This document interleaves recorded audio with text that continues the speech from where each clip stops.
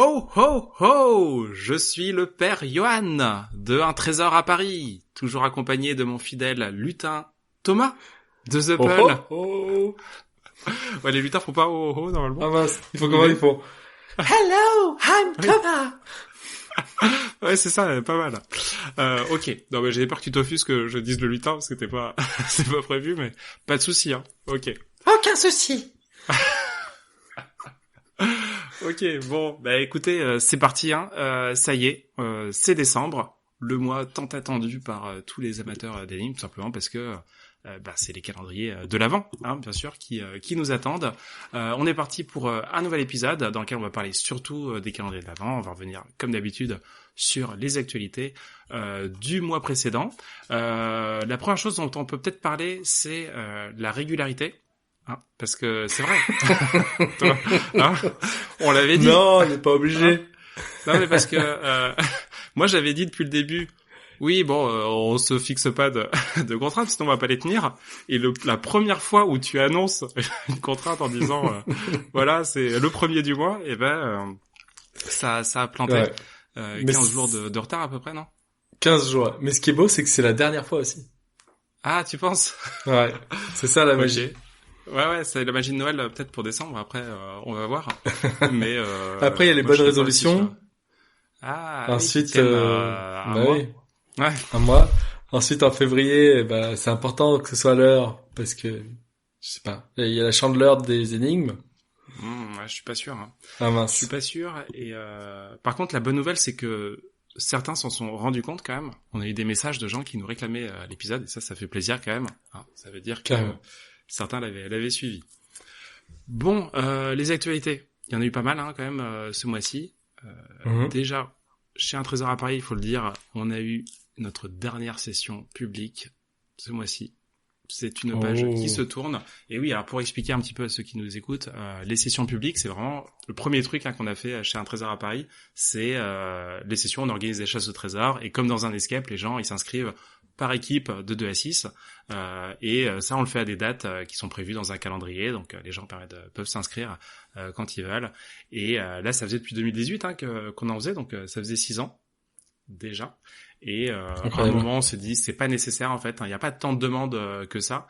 Il y a peut-être des gens qui sont intéressés, mais c'est un peu fastidieux, on va dire, de communiquer. Donc, on s'arrête. Mais c'est pas pour autant qu'on arrête d'organiser les chasses trésors. On continuera de le faire dans le cadre de privatisation. Donc, pour des anniversaires, par exemple, ce sera toujours possible. Mais on arrête ces fameuses sessions publiques. Et voilà. Oui, puisqu'il fallait synchroniser plusieurs équipes qui veulent venir au même moment pour faire une sorte de session mixte, c'est ça? Et c'est là maintenant, en fait, tu vas pouvoir privatiser pour un événement, mais ce sera celui qui privatise va fournir toutes les équipes de joueurs, quoi. Voilà, c'est ça, exactement. Avant, ça nécessitait qu'il y ait quand même plusieurs équipes qui s'inscrivent indépendamment pour qu'il y ait suffisamment de personnes qui jouent en même temps. C'est ça qui est un petit peu difficile, hein, des fois, à remplir. Et alors qu'une privatisation, c'est vraiment un groupe pour un anniversaire. À partir de 15 personnes, on a déjà suffisamment de gens pour organiser une chasse au trésor pour le groupe. Donc il y a plus ce problème. Voilà. Ok, c'est une page qui se tourne, hein. C'est une page qui se tourne. Je crois que chez The Pearl, vous aviez fait aussi un petit peu des sessions publiques. Oui, on avait essayé ça, oui. Ah. Et c'était dur aussi, même problème, non? Carrément, c'était difficile. La communication, c'est de sortir avec tous les événements qui peuvent être faits, parce que c'est bien d'être dans des grandes villes, parce qu'il y a beaucoup de gens, mais il y a aussi beaucoup d'événements, donc il faut réussir à sortir son épingle du jeu. Et je crois sortir du lot. Et je crois qu'on avait réussi sur une session vraiment à être visible, et sur les autres, c'était moyen. Mais j'aimais bien, tu vois, j'ai quand même un bon souvenir. Après, je sais pas si on le refera ou pas. Ah, moi, pour le coup, je peux te confirmer que pour l'avoir fait comme ça 6 ans, j'ai de très très bons souvenirs. Hein. Ça permet de rencontrer des gens que tu rencontres pas par ailleurs, et souvent des passionnés d'énigmes, parce que les gens qui font comme des salles d'escape game, c'est rare qui rassemblent tout un groupe pour participer. Donc, du coup, ça permettait de rencontrer plein de gens très sympas. Moi, d'ailleurs, dans l'historique, au début, on recevait jusqu'à 8 équipes simultanément sur des jeux. Et avec le temps, finalement, j'ai réduit. À la fin, on recevait plus que 4 équipes. Alors déjà, c'était plus simple à remplir, mais surtout, ça permettait de prendre plus de temps, de discuter avec chaque équipe. Et ça, je trouve que c'est quand même hyper sympa de le faire. Moi, c'est une des raisons pour lesquelles j'apprécie ces événements, c'est de pouvoir échanger avec les gens. Donc, il faut que ça soit dans de bonnes conditions. Trop bien. Et Voilà. écoute, ça laissera de la place pour de nouveaux projets. Exactement, des projets. Et puis bon, après les projets tous. Non, la traduction est pas bonne. Les projets, non, parce que là, le début de la phrase commençait bien, mais en fait ça. Ouais, carrément. Voilà. Non, mais ce que je veux dire, c'est que certes, il y a des projets qui s'arrêtent, mais il y en a qui continuent et qui marchent très bien. C'est le cas d'University. Non, je crois que. Eh ben oui. Ça marche pas. Eh ben, on vient d'atteindre nos 100 équipes inscrites, du coup, avec, faut que je compte, décembre, janvier, à 2 mois avant l'événement. Ce qui est un très beau score. On est très content de savoir que, on a des joueurs aussi fidèles. Et on a vraiment hâte de vivre le moment, fin janvier, 25 janvier. Si jamais vous n'êtes pas inscrit, il y a encore de la place. Franchement, 100 équipes, c'est énorme. Hein. En fait, ça peut sembler pas beaucoup pour des événements en ligne, mais pour des événements payants, je trouve que c'est vraiment beaucoup parce que c'est des gens qui vraiment ont envie de faire le jeu, pas juste le font parce que c'est gratuit pour occuper le temps. Et c'est vrai. Du coup, c'est vraiment une belle performance d'avoir rassemblé autant de gens. C'est bien, bien sûr. Merci beaucoup. En écoutant parce que les gens l'ont fait un peu à l'aveugle, hein, puisqu'on n'a pas encore diffusé le planning, on n'a pas encore donné l'ambiance de cette année, et ils sont déjà là au rendez-vous, donc c'est vrai que c'est une preuve de confiance qui nous touche. Et puis 100, c'est beaucoup. C'est vrai qu'on aurait voulu avoir autant de joueurs sur les premières années, et on n'a pas forcément réussi. Donc là, le fait de les avoir, c'est chouette. Mais on espère bien viser encore plus haut quand on voit ce que fait justement Svol avec plus de 1000 équipes inscrites sur leurs événements. On se dit ça veut dire qu'il y a quand même beaucoup de gens qui aiment faire des jeux d'énigmes. Et moi, je suis toujours un petit peu sceptique en disant est-ce que les gens, ils sont prêts à sacrifier du temps de leur quotidien pour jouer. Et Svol, c'est 1 mois avec des énigmes tous les 3 jours. C'est quand même impactant sur ton quotidien. Et donc, je me dis, ouais, il y a, en France, il y a des gens qui veulent jouer, qui sont prêts à s'investir pour vivre une expérience. Et donc, j'espère que ça s'arrêtera pas au 100 et qu'on atteindra vite les 200 et etc. Oui, moi je pense aussi qu'il y a vraiment du public pour ça. Et par contre, tu vois, autant The Pearl University, bon, je pense que le bouche-oreille il marche vraiment très très bien. Il y a cette contrainte très forte quand même de que c'est une journée entière, donc plein de gens peuvent pas. Mais je pense que, Svol, qui le fait déjà depuis plusieurs années, eux aussi ils ont fait une communication vraiment très très forte avec beaucoup de publicité, etc. C'est vrai. Parce qu'ils ont peut-être plus de moyens pour faire ça. Et vous, c'était beaucoup moins le cas, donc je pense que si ça doit jouer sur la fréquentation. Oui, carrément, ils ont une base de joueurs avec les Lupins dans la ville, avec Sherlock Holmes qui est très forte et qui ont comme tu dis, une certaine ancienneté. Il y a une relation assez proche entre les joueurs et Créanim qui est derrière Svol et Lupin. Donc ouais, carrément. Peut-être que le fait que maintenant on tient un escape game à Oulin, donc juste à côté de Lyon. Et peut-être ça va aussi nous permettre nous aussi d'avoir un nouveau public qui va venir jouer chez nous et qui va après venir découvrir nos jeux en ligne et qui va se recréer cette dynamique là peut-être. Ouais, c'est possible, hein. C'est vrai que c'est dur de savoir vraiment déjà la masse de gens, le volume. Je pense que dans Escape Game on a plusieurs milliers de participants par an. Eux c'est peut-être encore plus, hein, avec des événements qui font vraiment dans toutes les villes, qui sont à chaque fois avec des centaines de personnes. C'est vrai. Encore plus, mais bon, après... Tu sais que je m'étais même pas fait la remarque qu'ils voyaient peut-être plus de joueurs que des escape games. Faudrait comparer par rapport aux grosses enseignes, mais il y a moyen, parce que il y a des week-ends où ils font 4-5 grandes villes en même temps. Donc moi, j'avais comparé parce que quand je regarde les chiffres, je les compare avec ce qu'on fait avec un trésor à Paris, et je sais que l'escape game, c'est vraiment beaucoup plus que ce que je faisais avec les sessions publiques, où c'était une session publique par mois, ou des fois plus, mais même, hein, ça reste beaucoup moins que des milliers. Nous, on était peut-être c'était plusieurs centaines par an, mais c'est tout, quoi. Ouais, c'est un peu la magie de l'escape game, c'est-à-dire qu'en fait, les jeux d'énigmes sont pas toujours très recherchés, et l'escape game a réussi à sortir du lot, à faire que les gens ont compris qu'ils ont passé un bon moment, que le jeu n'est pas là pour les mettre dans le mal, mais pour leur faire vivre une histoire. Du coup, c'est une activité qui est recherchée. Et c'est vraiment magique en tant que créateur de se dire, ok, je vais faire un truc et ça va être recherché, les gens vont chercher à faire mon jeu. Là où le jeu de piste, c'est beaucoup plus ingrat parce que c'est moins recherché, ou alors c'est plus recherché pour des familles, pour visiter, et il faut réussir à plus plus te démarquer, vendre, prouver que tu peux créer une ambiance et un bon moment.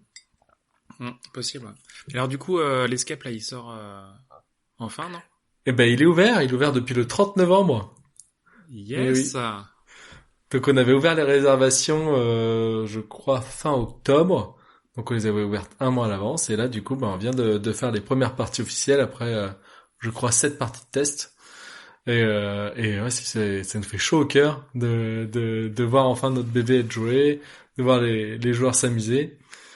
Et pour l'instant, on est hyper fiers de voir que tout ce qu'on avait imaginé s'emboîte bien et voir les étoiles dans les yeux des joueurs, ça n'a pas de prix. Bah c'est ça, parce que enfin on est d'accord sur tous les jeux d'énigmes que t'as fait, c'est vraiment celui où t'as passé le plus de temps avec Annabelle pour l'expérience, non? Ouais, c'est vrai, c'est celui qu'on a passé le plus de temps. Et parce que déjà, il y a une certaine interaction avec la salle que t'as pas avec les jeux de piste. Hein. Forcément, si tu crées ton décor. Et puis, ça permet de créer une histoire. Donc l'histoire est peut-être plus travaillée aussi que quand on fait un jeu de piste où il y a un temps qui est déjà pris par le déplacement, qui là on va occuper avec de nouvelles énigmes.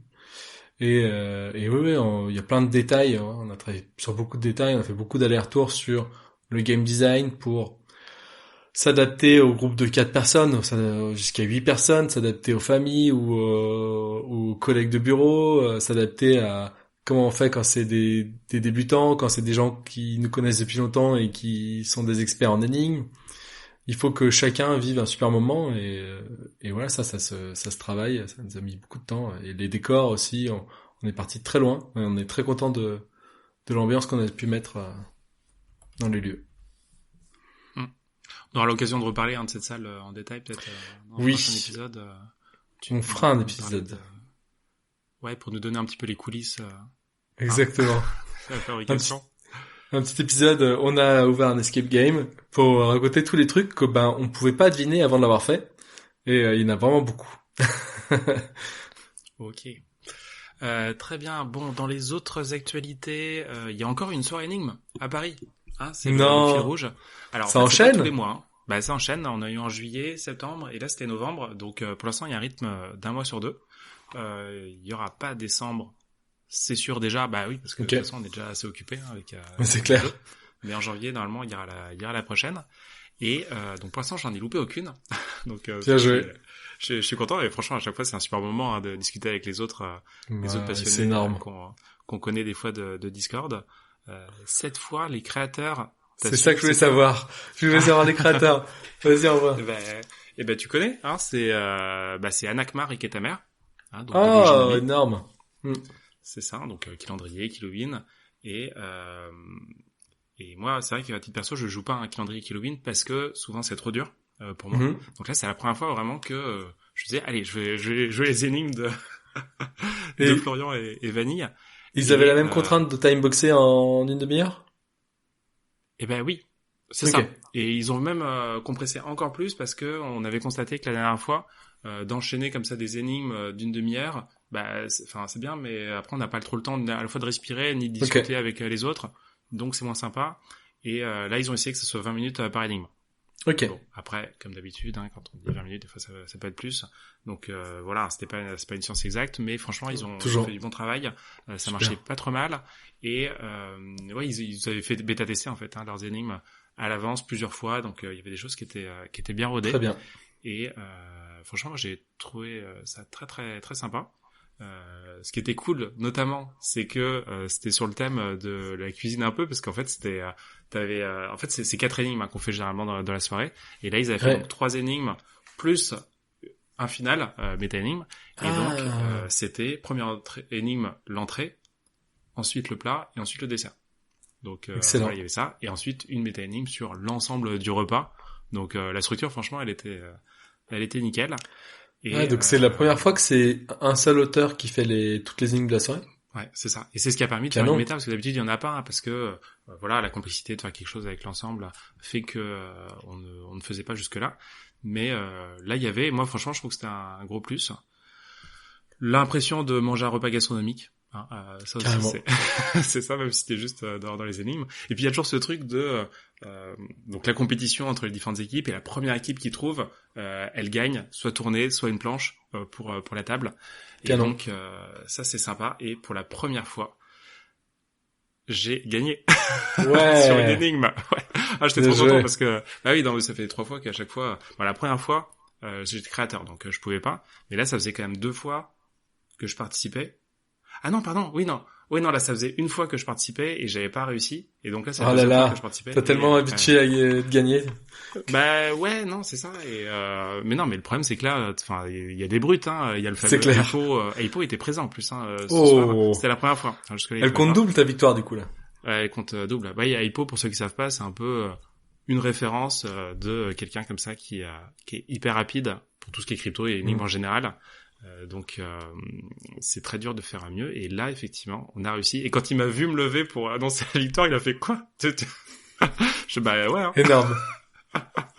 Donc Énorme. non, c'était ça, c'était très beau. Et en plus il se trouve qu'on était une équipe juste de 3, donc disons plus petite, hein. Toutes les équipes c'était 4 et 5. Donc voilà, performance était d'autant plus Bah, bien joué. remarquable. Mais voilà, j'étais bien entouré on va dire. Trop cool. Hein, c'était Guillaume et Elise, et ils ont bien géré. Et pour la petite ref, on a des soirées énigmes aussi à Lyon qui sont organisées par MAJT. Et bon, nous, jeunes parents oblige, avec Anna, on n'y va pas très souvent. Mais quand on y était allé, c'était apéro, une énigme apéro, une énigme entrée, une énigme plat, et la méta c'était le dessert. Et Ah, donc pareil. c'était canon aussi. Ouais. Ok. Ah, cool. Mais en fait, ces soirées animes, on a entendu parler, nous, après coup, après avoir lancé ça, et du coup, ils ont été mis en contact, en fait, hein, ceux de Ok. Lyon avec ceux de Paris pour éventuellement tenter des choses. Mais c'est vrai que ça a l'air de ressembler au final à ce qu'ils font. Eux, c'est vrai qu'ils ont l'avantage à Lyon aussi d'être les mêmes créateurs pour l'ensemble de la soirée, donc de faire des méta, donc c'est assez cool. Et ouais, bah, c'est vrai que s'il y a des gens à Lyon qui veulent tenter, hein, il faut vraiment, faut aller voir MAJT, hein. Ouais, carrément. Autre actualité, c'est le Airchamp, le fameux Airchamp dont on a déjà parlé, non, quand même, il me semble, plusieurs Un fois. petit peu, ouais, un petit peu. Bon, le Airchamp, c'est la compétition mondiale d'escape game qui est organisée par des Polonais, et où ils font d'abord des phases de sélection en ligne où on fait des sortes de point and click par équipe de 4. Il faut être le plus rapide pour être sélectionné. Cette année, ils sélectionnaient les 10 meilleures équipes les plus rapides, et il y avait une finale à faire en Autriche. Si je dis pas de bêtises, non, je dis des bêtises. Pas C'était à Prague, Prague, non? Ouais, oui. Prague. Et Prague, non, mais je sais pas dans quelle ville, dans C'est quel pays c'est. c'est République C'est tchèque, en République non, tchèque, ouais, voilà, c'est Ouais. ça. Vas-y, peut-être on en fait une au cas où. Si j'assume pas, là. Ça doit T'assumes pas savoir. Bah, Non, en je sais fait, pas. en vrai, Vienne et Prague sont vraiment très proches l'un de l'autre. Et Ah. en train, c'est 10 minutes. C'est, Ah, ok, ouais. Oui, donc c'est normal géographiquement, que c'est pas trop la honte. non. D'accord, oui, bon, bah voilà, donc c'est la République tchèque. Et donc, oui, c'était la finale. Donc, ils ont créé, comme ils avaient fait l'année dernière, hein, donc une vraie escape room sur place. Il fallait se déplacer pour jouer la salle. Donc, les 10 équipes, les meilleures sont allées. Et l'événement, en fait, il est retransmis en live sur YouTube. Donc, on peut suivre de chez soi un petit peu cet événement. C'est un peu comme du sport, hein, qu'on regarde sur YouTube. C'est très sympa. Je crois qu'on l'avait déjà dit, hein. Il y avait une équipe française qu'on connaît qui était sélectionnée. En fait, il y en avait, parce qu'il y avait une canadienne aussi, hein, qui donc francophone, mais les vrais français, c'était les Weird. Les vrais Français. Bah, les vrais français. Ouais, bah, désolé, hein. Oui. C'est pas péjoratif, hein. Bon. Donc bah oui, c'est ça. Donc c'était les Weird qui font partie des Mana Oui. Weird, un Mana Weird groupe connu. Ils sont aussi séparés Ouais. en deux. Il y a une Grosse équipe les Weird, équipe. et donc ils ont participé. Moi, j'ai pu suivre le live en partie, hein, et je trouvais ça hyper sympa, en fait, de pouvoir même interagir avec les organisateurs, poser des questions, tout ça. C'était très cool. Il y avait carrément le créateur du TRPK, j'ai vu, qui participait aussi dans les équipes, et ils ont fini deuxième, hein, quand même, l'équipe du TRPK. Et du coup, les Weird ont fini troisième juste après. Donc Bravo. super performance, ouais, effectivement. Ouais. C'est C'est canon. impressionnant. Ouais. France Je les ai représente. vus réfléchir, hein. Ils ont été fidèles à eux-mêmes. Il y a eu un moment un peu marrant, en fait, où à un moment ils sont restés bloqués longtemps sur un truc, parce que il y a un mécanisme à un moment qui a débloqué quelque chose et qu'ils ont pas vu. En fait, il y a une trappe qui s'ouvrait, mais ils l'ont pas vu, donc ils cherchaient qu'est-ce qui s'est passé et tout. Et ils ont cherché pendant très longtemps. Ce qui s'est passé, c'est que apparemment, ça avait peut-être pas été suffisamment ouvert le truc. Donc, ils ont fait une pause technique, et ça, ils l'ont fait plusieurs fois pendant le jeu, où quand il y a un moment où, en gros, il y a un doute, ça va pas marcher très bien, ils préfèrent arrêter le jeu pour essayer de réparer et être sûr que tout le monde fait dans de bonnes conditions. Donc sur ce point-là, les weirds, ils sont sortis. L'équipe a pu remettre ça. Ils sont revenus, les weirds. Et en fait, entre-temps, ils avaient peut-être un peu plus surélevé, je pense, l'ouverture. Ah, ok. Mais ça a pas suffi, hein, et on les voyait. Et franchement, c'est tellement frustrant quand tu sais le truc, tu sais qu'il faut soulever l'endroit où il y a la trappe, et tu les vois passer et tout, mettre la main dessus, et sans dire qu'il y a quelque chose. Mais, tu vois, genre, en appuyant dessus, il y avait un peu de jeu. Et effectivement, sur ce type d'escape, tu peux te dire que voilà, il peut y avoir du jeu quand tu appuies sur des trucs. Enfin, tu sais, tu cherches pas le moindre petit jeu qui peut être un indice. Et donc non, tout le monde est passé par l'endroit, personne a trouvé ça, et ça a pris. Je crois qu'à la fin, oui, ils sont restés bloqués là-dessus parce que ils n'ont pas eu à temps. Ils ont pu enchaîner parce que après les escapes étaient fait en sorte que c'était découpé en différentes phases. Et si tu finissais pas une phase, enfin, t'allais à la suivante de toute façon. Hein, donc du coup, tu restais pas bloqué. Mais moi en fait ça m'a rappelé le point évidemment classique pour ce type de compétition, et même moi enfin sur le Hardchamp en ligne j'étais confronté 1000 fois, c'est t'as le mur en fait, hein, de temps en temps t'as vraiment cette énigme où t'es incapable d'y arriver, et c'est l'horreur. C'est horrible. Plusieurs heures nous cette année, mais quand même j'en ai des beaux souvenirs, donc tu vois, on aime bien. Oui, pareil, non, c'est ça. Moi, sur le coup aussi, je râlais un peu en disant non, mais ça, c'est pas logique et tout. mais après coup, enfin, je trouve que leurs jeux, quand même, ils sont géniaux. Ouais. Ça t'en fout, en plus, à le faire, là, quand tu vois, ils font des retours, là, sur les débriefs et tout, de la conception, enfin, les salles de cette année avaient l'air vraiment incroyables, hein. Ouais, les salles étaient vraiment bien, ils avaient fait plus d'immersion, je crois, que la dernière fois. Et puis même les objets qu'ils avaient créés, c'est sur le thème de la télévision, ils avaient fait une tu l'as vu, hein, la grande télécommande qu'ils ont faite, géante. Ouais, il y avait une méga télécommande, il y avait un énorme écran, et moi je leur ai demandé mais pourquoi, enfin c'est grand, parce que tu sais ça fait un peu genre comme si on était réduit en fait, et ce qui a pas de sens dans l'histoire. Mais en fait non, c'était juste pour qu'on voit mieux à l'écran les différents éléments, et que ça soit plus facile de suivre. En fait, même pour les joueurs, c'est plus sympa de manipuler des gros objets. Mais ça doit être assez marrant comme de manipuler cette méga télécommande là dans le jeu. Et on écoutait le live en fond, donc c'est un peu difficile de suivre une salle via les commentateurs en anglais. C'est ça, en anglais en plus. Mais à un moment on a entendu qu'il te répondait à une question. Là, elle a fait c'est Johan. Ah oui, parce que je mettais des commentaires. Ah, trop marrant. Ah oui, non, c'est cool. Oui, c'est vrai que c'est en anglais, hein, donc il faut un peu se concentrer pour suivre, mais je trouve que ça se suit d'autant mieux que c'est pas des anglophones, en fait, hein, c'est des Polonais qui parlent anglais. Alors, ils parlent comme du très bon anglais, mais je pense qu'ils utilisent peut-être plus de mots accessibles, et donc franchement, j'avais pas beaucoup de difficultés à comprendre ce qu'ils disaient. Hein. Non, ça va, mais il faut rester concentré. Ouais, voilà, c'est ça. Et puis il faut suivre en même temps ce que les joueurs font, parce que si tu suis à moitié, tu vois pas où ils en sont, donc faut se mettre dedans. Mais moi, je trouve le fait qu'ils fassent ça, c'est génial déjà. Et puis de pouvoir suivre les weirds en train de jouer à la salle, moi j'ai vraiment adoré. Et comme tu dis, ça montre encore une fois que c'est une petite communauté. Quand t'as le créateur du TRPK qui arrive, qui explique où ils en sont du TRPK, c'est chouette quoi. Ouais, c'est chouette. Ouais, donc sinon, il y a Sébastien des Escapers, hein, c'est vraiment un personnage récurrent du podcast dont on parle tout le temps. On est fan. Exactement. Mais, Sébastien, il était présent sur place parce que, il est habituellement dans l'équipe des Mana Weird, donc il connaît bien ceux qui jouaient. Lui, il avait pas pu être présent sur les qualifications, mais il était avec eux, et, il nous a un peu retransmis sur Discord et sur l'Instagram des Escapers ce qui se passait, donc c'est sympa d'avoir des images, en plus. Et je sais pas si t'as fait attention à l'interview là des Weird une fois qu'ils ont fini leur salle. Non. Là, ils ont été interviewés, et ce qui s'est passé, alors c'est Noé en fait, il y en a qu'un qui parlait pour le groupe, sinon c'était trop compliqué, mais il avait expliqué qu'ils avaient un coach et que c'était Sébastien, et qu'en fait dans les Airbnb il leur faisait faire des énigmes pour s'entraîner. Énorme. Je trouve ça marrant. Ouais, j'ai vu qu'ils sont arrivés avec les t-shirts de The Escapers en mode sponsor. Ah ouais, non, ils étaient. Alors que les autres avaient le t-shirt de l'événement. Bah oui, alors la plupart avaient les t-shirts de l'événement, mais les tout premiers aussi, hein, les 6K qui étaient, je crois qu'on finit numéro 1 du jeu. eh bien, ils avaient aussi leur t-shirt perso, et Bien eux, ils sûr. étaient carrément sponsorisés. Enfin, on voyait sponsor by derrière. Énorme. Et enfin, parce que eux, ils sont vraiment ultra forts. Et bon, les Birds aussi, hein, mais apparemment les 6K, ils étaient vraiment bien au-dessus dans les classements déjà des jeux en ligne. Et du coup, peut-être qu'ils sont vraiment fait sponsoriser comme des vrais sportifs pour cet événement. Ça Bah, faut payer le voyage parce que les Six Keys ils viennent des États-Unis, donc à mon avis tu peux te dire bah contre un logo sur le t-shirt ça peut peut-être t'aider de payer le voyage. Mais oui, t'as raison. Ouais. Ouais, ils avaient expliqué en plus que l'année dernière ils étaient aussi nuls, mais ils étaient que 3 et là ils étaient 4. Bah comme les Birds, je crois. Non non, moi je confonds. Hein. Non, c'était quelqu'un d'autre qui avait. Ah oui, il y avait Benjamin qui était présent l'année dernière et qui était pas du coup cette fois. Ouais. Mais non, mais ça se trouve, c'est ce qui est maintenant. Enfin, c'était un problème peut-être financier hein, de venir, et c'est vrai que c'est un certain coût hein, de venir à participer à ça.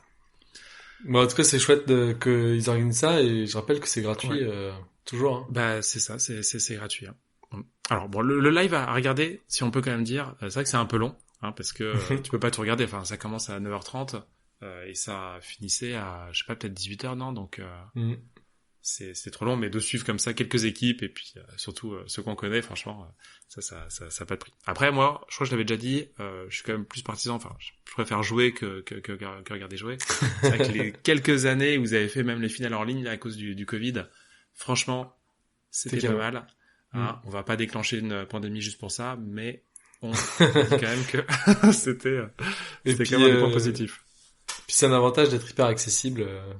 Des Japonais, des mecs des États-Unis, bah ils font quand même un gros voyage pour faire la finale, alors que quand c'est en ligne, tout le monde peut participer.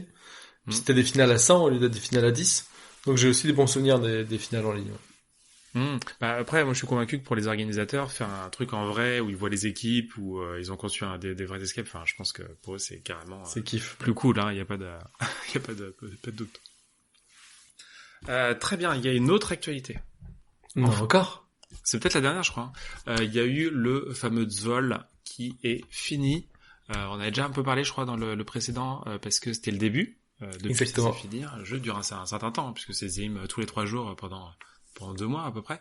Non, pas 2 mois, 1 mois. Un peu moins d'un mois. Ah oui, pardon, oui, vu que c'est tous les 3 jours, t'as raison. J'étais n'importe quoi. Ouais, donc c'est ça.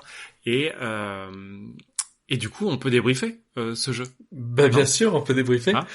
Autant que tu veux, je te laisse la main. Oui, voilà. Ok. Bon, on rappelle donc il y avait les 2 modes, hein, normal et expert. Moi, j'avais déjà fait le mode normal, donc bon, j'ai un peu suivi, mais voilà, j'avais vu les énigmes que je trouvais déjà très bien.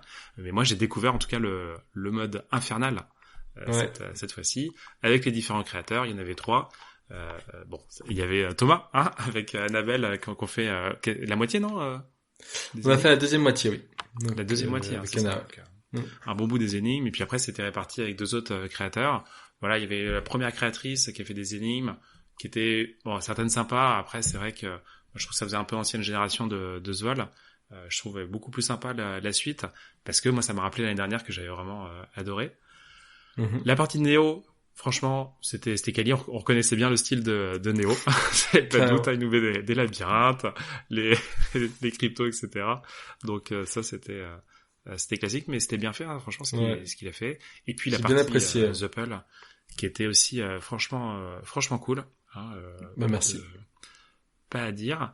Mais il y a quand même des points, moi, qui m'ont marqué assez fortement. Je sens que tu vas pas parler des points les plus positifs. Ouais, non, mais parce que c'est bien aussi de dire un petit peu, et puis après, voilà, c'est un avis critique, mais on est là aussi pour partager nos expériences et nos erreurs, pour progresser ensemble.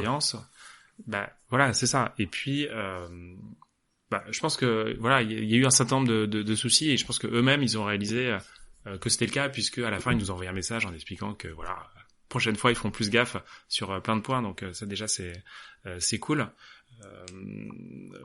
Voilà, juste dans les retours, moi les points vraiment je suis ça, dis donc, mais qu'est-ce que c'est que ça? C'est sur une énigme de Néo déjà, il y a eu, je sais pas si tu te souviens, le puzzle circulaire. Ouais. Et là je me suis dit non mais attends, c'est super galère de le faire chez soi, ça, non, les puzzles qui tournent. Parce que autant certains trucs tu peux les découper, tout ça. Là pour découper, il faut. Alors si oui, tu peux peut-être découper en pliant et en tournant, mais. C'est vrai que du coup je l'ai fait sur le logiciel d'édition graphique. Oui, bah moi pareil, mais Automatiquement, mais tout le monde peut pas le faire. Franchement, ouais, c'est ça. Moi, je me mets vraiment à la place des gens qui peuvent pas. Et là, je me suis dit, waouh. Et Tu moi, pour mon équipe, quand je leur ai fait, je pense qu'ils étaient contents que j'ai fait cette partie parce qu'ils se sont dit, ouais, non, clairement, là on voit la solution. T'as 3 jours pour trouver une idée. Tu prends un compas, tu le mets à l'envers et tu plantes le crayon et tu coupes avec la pointe. Ah ouais, comme pour ouvrir les fenêtres là en mode cambriolage. Exactement. Non, pour ajouter une évacuation de VMC par ta fenêtre. Oui, pour les aussi, cambriolages. Oui, bien sûr. Non, bien sûr. Il y a une façon officielle. Hein. Attends, tu sais que c'est trop marrant que tu parles de ça. Non, mais ça n'a rien à voir. Mais j'ai mon père, il travaille sur un système de hublot et c'est exactement ça qu'il fait. En fait, il fait des trous circulaires dans les fenêtres. Il met un système dedans et ça te permet d'ouvrir quand tu veux pour aérer dans les bâtiments en hauteur. Ouais, excellent. Voilà, c'est fou, hein. Bon, voilà. Ça n'a rien à voir avec les énigmes. Mais bon, c'était quand même drôle. Bon. Donc ouais, assez chaud. Oui. Voilà. Après, moi, j'avoue, j'ai pas vu non plus de gens qui se sont dit c'est impossible et tout. Donc il y a peut-être j'ai pas vu ce retour-là sur les Discord. Ouais. Et je crois qu'il y a vraiment un truc sur le côté de j'essaye d'imprimer, décalquer. Les gens sont ingénieux. Et encore une fois, comme ils ont 3 jours pour essayer de faire un truc, même si c'est à peu près, ça leur permettra de résoudre l'énigme et ça peut rendre le truc épique. J'avoue que moi, naturellement en tant que joueur, si je sais pas faire sur l'édition graphique, ça va peut-être me décourager, mais c'est pas du tout l'ambiance qu'il y a sur le Discord, donc ouais, j'ai pas vu ce retour-là, mais je comprends que ça puisse déstabiliser au moins. Ouais, c'est ça. Bon, après, ça fait aussi partie de toutes ces parties dans ce vol qu'il y a qui sont assez fastidieuses en fait. Hein. On n'est pas du tout sur du déclic. Il faut appliquer une méthode et qui peut être un peu longue parce que c'est fastidieux. Là, on est clairement dans ce créneau-là, hein, je trouve.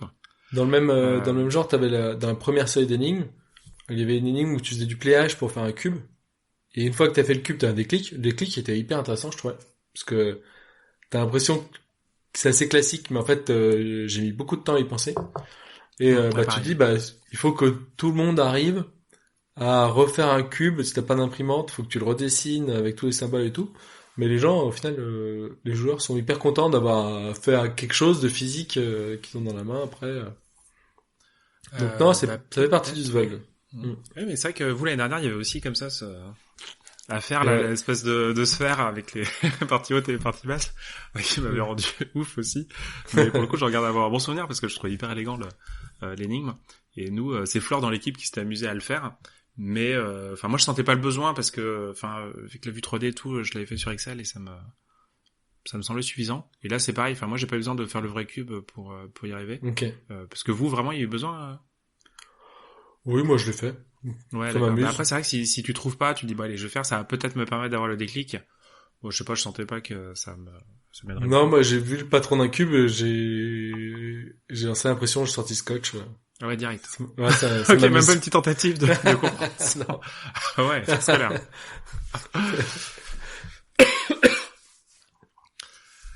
D'accord. Là, j'ai même vu des gens qui, et ça je trouvais ça pas bête, qui se disaient mais c'est dommage qu'on l'ait pas réutilisé plus tard ce cube parce que une fois, si tu fabriques un truc en 3D, c'est cool. Carrément. Cool de le réutiliser. J'ai vu ce retour et avec les créateurs différents, bon c'était quand même, je pense technique de s'organiser pour ça quoi. Ouais, mais on doit pouvoir le faire. Après, c'était pas l'ambiance de cette année, parce que c'est la première fois aussi que pour nous, on partage les énigmes, donc faut s'organiser.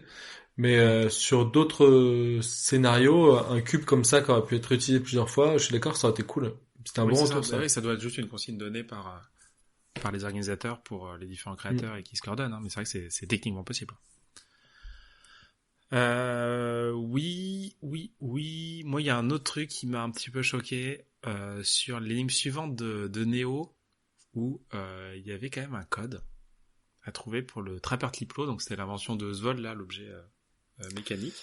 Oui. Et pour ce code, eh bien, il fallait se servir de la solution d'une énigme sur un temple égyptien qui datait d'il y a un certain moment, quoi.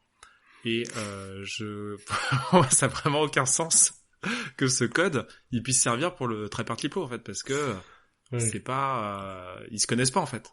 En fait, du coup j'ai fait tester là, donc tu devais trouver un code pour ouvrir une porte égyptienne d'une pyramide, et après tu devais réparer le Trapper Cliplo qui est un élément moderne, et avec ce code là enfin, tu devrais utiliser le code de la pyramide pour c'est ça, ouais. apparaître après le tableau. Non, ça n'a pas forcément de sens narratif, c'était vraiment, je pense, du game design. Et c'est vrai que nous, on s'est pas mal posé la question parce que je pense qu'on est assez sensible à la narration. Mais pour le coup, encore une fois, j'ai pas vu ce retour sur les Discord. Les gens n'ont pas tilté dessus parce que je pense qu'ils sont en mode plus jeu d'énigmes, jeu casse-tête. J'associe les idées. C'est ça, sans comprendre ce qu'on fait, ouais. C'est pareil dans les escape games, hein. Il y a des escape games où tu vas réutiliser un élément que t'as amené avec toi alors qu'en fait ça n'a pas de sens. Et ça dépend de l'ambiance qu'il y a dans ton jeu. C'est vrai que c'était plus mode casse-tête que mode narration sur cette étape-là. Ouais. C'est ça. Et puis là, on était aussi sur une énigme où il fallait réutiliser des informations précédentes. Donc moi, ce que je trouve pas forcément évident, parce que voilà, on sait pas à quel point. Bon, il y avait un indice quand même qui permettait de faire un lien, mais à titre perso, ça m'a complètement bloqué ce lien parce que pour moi, c'était genre exclu que ça serve. En fait. Hein, parce que c'est bien de un peu, fermer des fausses pistes pour se concentrer sur l'essentiel et déjà réfléchir parce qu'il y avait déjà beaucoup à utiliser. Et voilà. Non, il l'avait quand même assez clairement dit qu'il fallait le réutiliser avec une petite image de l'énigme d'avant au moment où tu dois l'utiliser. Donc moi je l'avais accepté en me disant c'est bizarre mais bon c'est ce qu'il dit de faire quoi. Donc j'avais quand même ouais, c'est ça. Ouais, mais tu vois pour moi c'était pas un visuel de genre l'énigme d'avant, c'était un visuel d'une partie de l'énigme d'avant. Ça représentait le dieu égyptien et du coup lui était pas directement lié au code en fait. Pour moi c'est une référence à ce dieu et pas à l'énigme en elle-même, tu vois, c'est ça, là. Ouais, c'était différentes interprétations mais je comprends ouais. Mais tu vois ça c'est pareil, c'est marrant, je pense que c'est vraiment la sensibilité des personnes et on c'est pas forcément toujours relevé les problèmes de narration.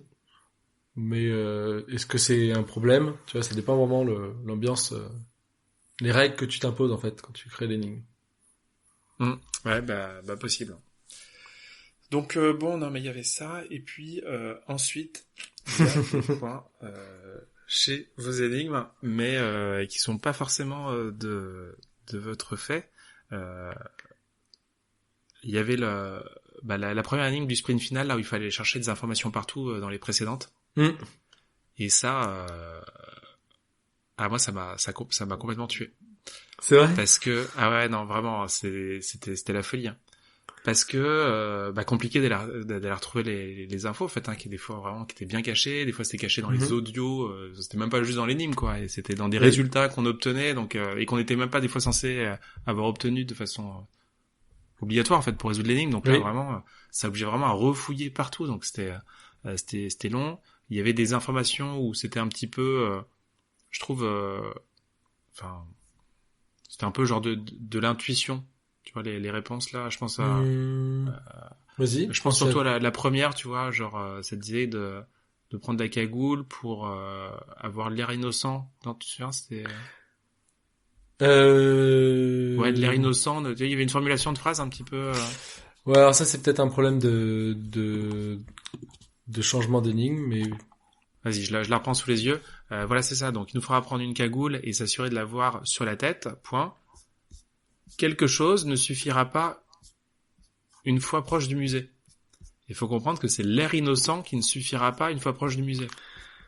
Et c'est vrai que cette formulation, l'air innocent ne suffira pas, c'est quelque chose qu'on dit jamais dans la vraie vie. On dit jamais l'air innocent ne suffira pas. Ouais, alors ça c'est malheureusement pas de notre fait, mais c'est le fait d'avoir fait évoluer des énigmes. Normalement, c'est un bout de texte que tu aurais dû le voir avant. Ah ok, voilà, c'est vrai que si on l'a vu avant, on pourrait dire un peu pourquoi pas quoi. Mais là même dans les solutions, moi j'ai lu, ça disait clairement que c'était un truc normalement qu'on devait juste déduire parce que c'était pas ça marchait pas trop mal. Et alors ok, on l'avait, mais c'est vrai que t'es pas sûr. L'air innocent, tu devais le récupérer à l'énigme celle du pique-nique. Donc l'énigme pique-nique c'est la 14. Et ça a été transformé en l'air pour respirer. C'est des expressions, oui d'accord, oui l'air effectivement. Okay. Tu vois, je l'avais même pas vu que ce changement-là avait cet impact-là, mais il a été fait un peu tard. Du coup, on n'a pas eu le temps de rechecker tout. C'est le. Ah oui, parce que là c'est une énigme où ça a des impacts sur n'importe quel changement des précédentes. Hein, donc, ouais, c'est pour ça on déteste les changements de dernière minute. Et malheureusement, il y en a eu encore pas mal cette année là. Donc c'est vrai on a été assez clair sur l'organisation qu'on aimerait bien avoir l'année prochaine pour éviter ce genre de petits déboires. Et pour le coup, Kranim est hyper motivé pour s'organiser différemment, donc c'est cool de savoir ça. Ok. Mais bon, enfin, en tout cas, c'est vrai qu'avec cette énigme là où plein de choses qui étaient compliquées à trouver, interprétation, etc. Enfin, nous, à un moment, on n'était plus capable d'avancer sur certains points et on n'arrivait pas du coup à conclure avec les informations. En poussant un moment suffisamment, on a fini par y arriver, mais on a vraiment beaucoup transpiré et en fait, ce qui nous a fait marrer, c'est qu'à la fin, on obtient des cigares. Et je me souviens Delphine qui m'a dit mais ils ont fumé Apple. Ça oui bah ouais. c'est. En fait, il y a quand même une explication, une sorte d'élément de confirmation sur pourquoi tu trouves ça à la fin. Moi qui me plaît bien. Mais en fait, ouais, ça fait partie des énigmes qui ont fait que j'ai bien aimé moi cette édition de ce vol en termes de créateur. Donc celle-ci est la suivante, celle avec les poignards, où en fait, ce que Craning nous a demandé, c'était de dire, en fait, à partir de votre énigme la 11, on va préparer un casse, et en fait, le sprint final, ce sera le vol, à proprement parler. Et du coup, en fait, les 3 séries d'énigmes d'avant, donc 11, 12, 13, 14 et 15, 16, c'est de la préparation. Donc, on repère les lieux dans un bloc d'énigmes, on fait l'inventaire du matériel dans le training, on configure la machine dans la 3e bloc d'énigmes. Et en fait, toutes ces informations-là, qui sont de la préparation, et ben c'est de l'accumulation d'informations pour après aller faire le casse sur la dernier bloc. Donc même narrativement parlant, eh ben tout indiquait que tu trouvais plein d'informations et que tu allais en avoir besoin quand tu allais vraiment faire l'acte. Tu vois, quand tu repères les lieux, tu repères les lieux, c'est très bien, mais la première ligne c'est de s'introduire dans les lieux, quoi. Donc on a bien aimé ce côté-là, ce côté moins isolé par rapport à ce qui se fait des autres années. Là, le fait d'avoir une sorte d'échauffement puis une attente vraiment sur ce bloc final qui nous a beaucoup plu. Ok, bah écoute, c'est effectivement cool. Et par contre, moi je me suis demandé si sur cette énigme il n'y avait pas besoin d'informations qui étaient même avant vos énigmes, hein, l'archéologue. Parce que, enfin, moi ça fait partie des trucs où, enfin, moi je suis pas allé chercher aussi loin. Je me suis dit c'est pas possible non plus. Bah si, on a quand même fait quelques échanges d'informations entre créateurs et on savait comment Néo avait nommé la salle qu'on cherchait. Et du coup, on a pu réutiliser une information de. Non, mais en fait, c'est exactement ces éléments qui nous ont manqué. Et je me demande si dans les indices, ça disait vraiment d'aller, parce que dans les indices, ça dit de quelles énigmes on avait besoin. Et est-ce que ça disait vraiment qu'on avait besoin de celle-là? Je regarde. Je ne sais pas. Parce que j'ai pas la version finale, donc je peux pas te le dire. Ah, bah, mais oui, si, moi, je l'ai là, tiens. Vas-y, je te montre. L'énigme précédente, 11, 12, 13, 14. Ah oui, et pas celle-ci. Ouais, c'est une petite erreur aussi. En effet. Et même il t'en manquera peut-être d'autres. Ah non, c'est après. Du coup, c'est surtout dans l'énigme 18, on utilise encore une fois toutes les choses d'avant. Donc on va reprendre les éléments qu'on avait vus, notamment sur le Trapper Tiplo, pour te faire comme ton subconscient qui t'envoie des messages. Et du coup, encore une fois, il y a des gens qui disent c'est un peu redondant, mais en fait c'était vraiment le but, hein, c'était le but de réutiliser ce que tu avais vu mais cette fois-ci pas les informations, mais les mécanismes pour accéder à la suite. Ok. Bon, en tout cas, l'énigme du poignard, moi j'avais trouvé très sympa, même celle suivante aussi, pareil. Mais par contre, la dernière énigme, là, je trouvais que c'était triste parce que on avait cette carte du monde ultra pixelisée et c'était infernal. Alors là, du coup, le mode de jeu prenait bien son nom, donc ça. Tu vois, ça c'est ok. Non, mais franchement, c'était pénible. Oui. Alors que quand on a vu la carte avec la bonne définition, mais on s'est dit, mais ça aurait été beaucoup plus sympa en fait. Ça aurait été plus agréable. Mais on n'a pas pu la diffuser avant parce que en termes d'équité pour tous les gens qui jouaient. Donc on a bien attendu que le jeu se finisse pour que les gens qui n'ont pas pu jouer correctement à cette énigme puissent le refaire. Et oui, ça fait partie des erreurs un peu dommages sur l'intégration. Cette carte, nous on l'avait fournie en 5000 pixels, elle a été intégrée en 1200 pixels. Mais voilà, on est sur une organisation qui est assez complexe. Tu vois, déjà on était plusieurs auteurs. Nous, on a un interlocuteur qui valide avec qui on parle chez Cranim pour récupérer les énigmes. Ils ont les développeurs pour développer les fonctionnalités. Il y a une graphiste qui va intégrer dans le passage dans l'organisation globale. Bah du coup, il y a un moment où l'image a été réduite et malheureusement, c'était compliqué de faire marche arrière. Donc ouais, c'était compliqué pour cette énigme. Je pense que là pour le coup c'est un retour qui a été partagé par tout le monde. Oui, je pense que tout le monde a été frustré sur cette énigme. Ah ouais, non, franchement c'est et on avait 3 pixels sur 15 pixels pour retrouver une rame là. Bah ouais, non, désolé, enfin c'est pas. Mais en fait moi ce que je comprends pas c'est pourquoi est-ce qu'à un moment ils se sont pas dit là c'est pas possible, on change l'image. C'est quoi, c'est une histoire d'équité encore En fait l'équité moi je comprends pas parce que tu sais il y a un classement, c'est la rapidité. Bah, tu changes à un moment et il y en a pas, tu peux pas doubler. Je disais que nous on l'a pas partagé, c'est parce que nous on l'aurait partagé sur le Discord par exemple, et du coup. Par rapport aux joueurs qui ont pas Discord. Ouais, exactement, les joueurs qui sont pas sur Discord, ça a pas été cool. Non, mais moi je me dis c'est Cranim là qui partage ça vraiment. Je sais pas, je suis pas dans les confidences. Dans les confidences de pourquoi ils ont fait ça. Il y a aussi une problématique, c'est que Cranim c'était samedi, dimanche. Peut-être qu'il y ait personne pour prendre des décisions à ce moment-là, je sais pas. Bah, ouais, c'est dommage, parce que vraiment, c'est le moment où il fallait agir, je trouve. Bah non, si le premier aussi pour la première anime, là où il y avait des problèmes où ça validait pas bien, bon là, il fallait évidemment agir si tu peux pas valider la bonne réponse. Mais après, il y a pas mal dommage. de fois où ils ont été très réactifs, hein. On a eu des petits couacs que vous avez pas vu parce qu'on a pu les reprendre à temps. Donc non, ils sont été réactifs, mais sur ce truc-là, ils ont décidé de pas le changer. Je sais pas pourquoi. Je peux pas le dire. Bah, franchement, parce qu'ils sont. Moi, du coup, on n'a pas pu finir avec mon équipe parce que on n'y arrivait pas et il y avait ce truc aussi, c'est que on avait besoin. Bah, vu qu'on n'y arrivait pas aussi, on prenait les indices qui ne nous aidaient pas. Mais qui prenaient aussi du temps avant d'arriver en fait, parce qu'on les avait, ils étaient très échelonnés dans le temps pour le dernier.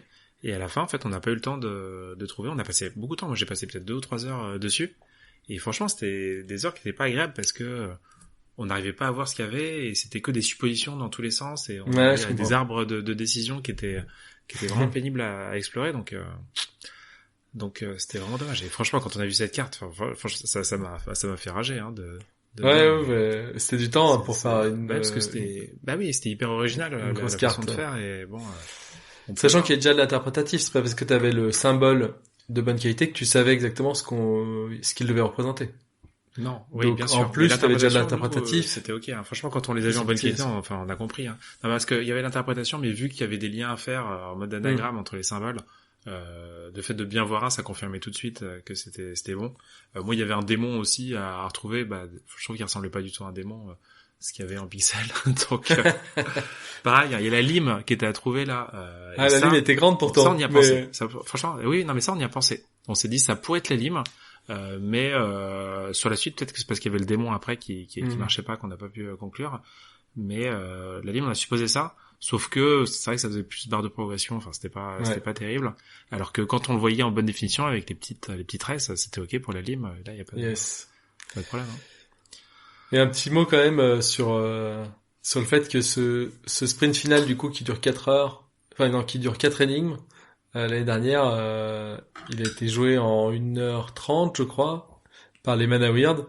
Et on avait pour objectif de le rendre un peu plus infernal pour que ce soit un peu plus épique encore que l'année dernière.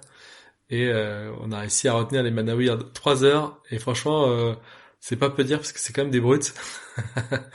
et ils ont roulé dessus. Hein. Ils ont roulé sur ce sprint final. Ils ont mis 1h30 sur la première énigme.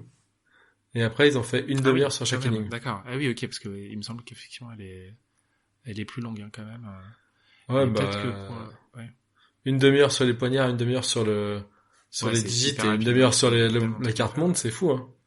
Ouais, et la carte, ouais. Je pense que là, parce qu'ils sont beaucoup à jouer, quand même, mais d'avoir plein d'idées sur les anagrammes et de les tester tous. Et ils sont hyper méthodiques en plus. Hein. Eux, ils ont leur tableur là où vraiment ils s'organisent. Il n'y a pas de perte d'informations. C'est pas juste on teste et puis non ça marche pas, on fait autre chose. Non, tout est archivé et du coup, il me semble, hein, c'est comme ça qu'ils travaillent et du coup, ça m'étonne pas que sur ce genre de choses ils puissent être efficaces. Mais c'est impressionnant quand même. Ouais, ils m'ont encore impressionné. Un grand bravo à eux. C'est beau à voir. Mais Ouais. après cette histoire de rallonger juste pour que ce soit plus dur pour les Mana Weird, voilà, après C'est pas que pour les Mana je Weird, pense que parce que du coup pour le coup les Mana, je crois pas qu'ils soient pleins d'avoir eu qu'une heure et demie l'année dernière. Hein. Je crois qu'ils ont bien transpiré et que quand tu transpires en continu 1 heure et demie, c'est long.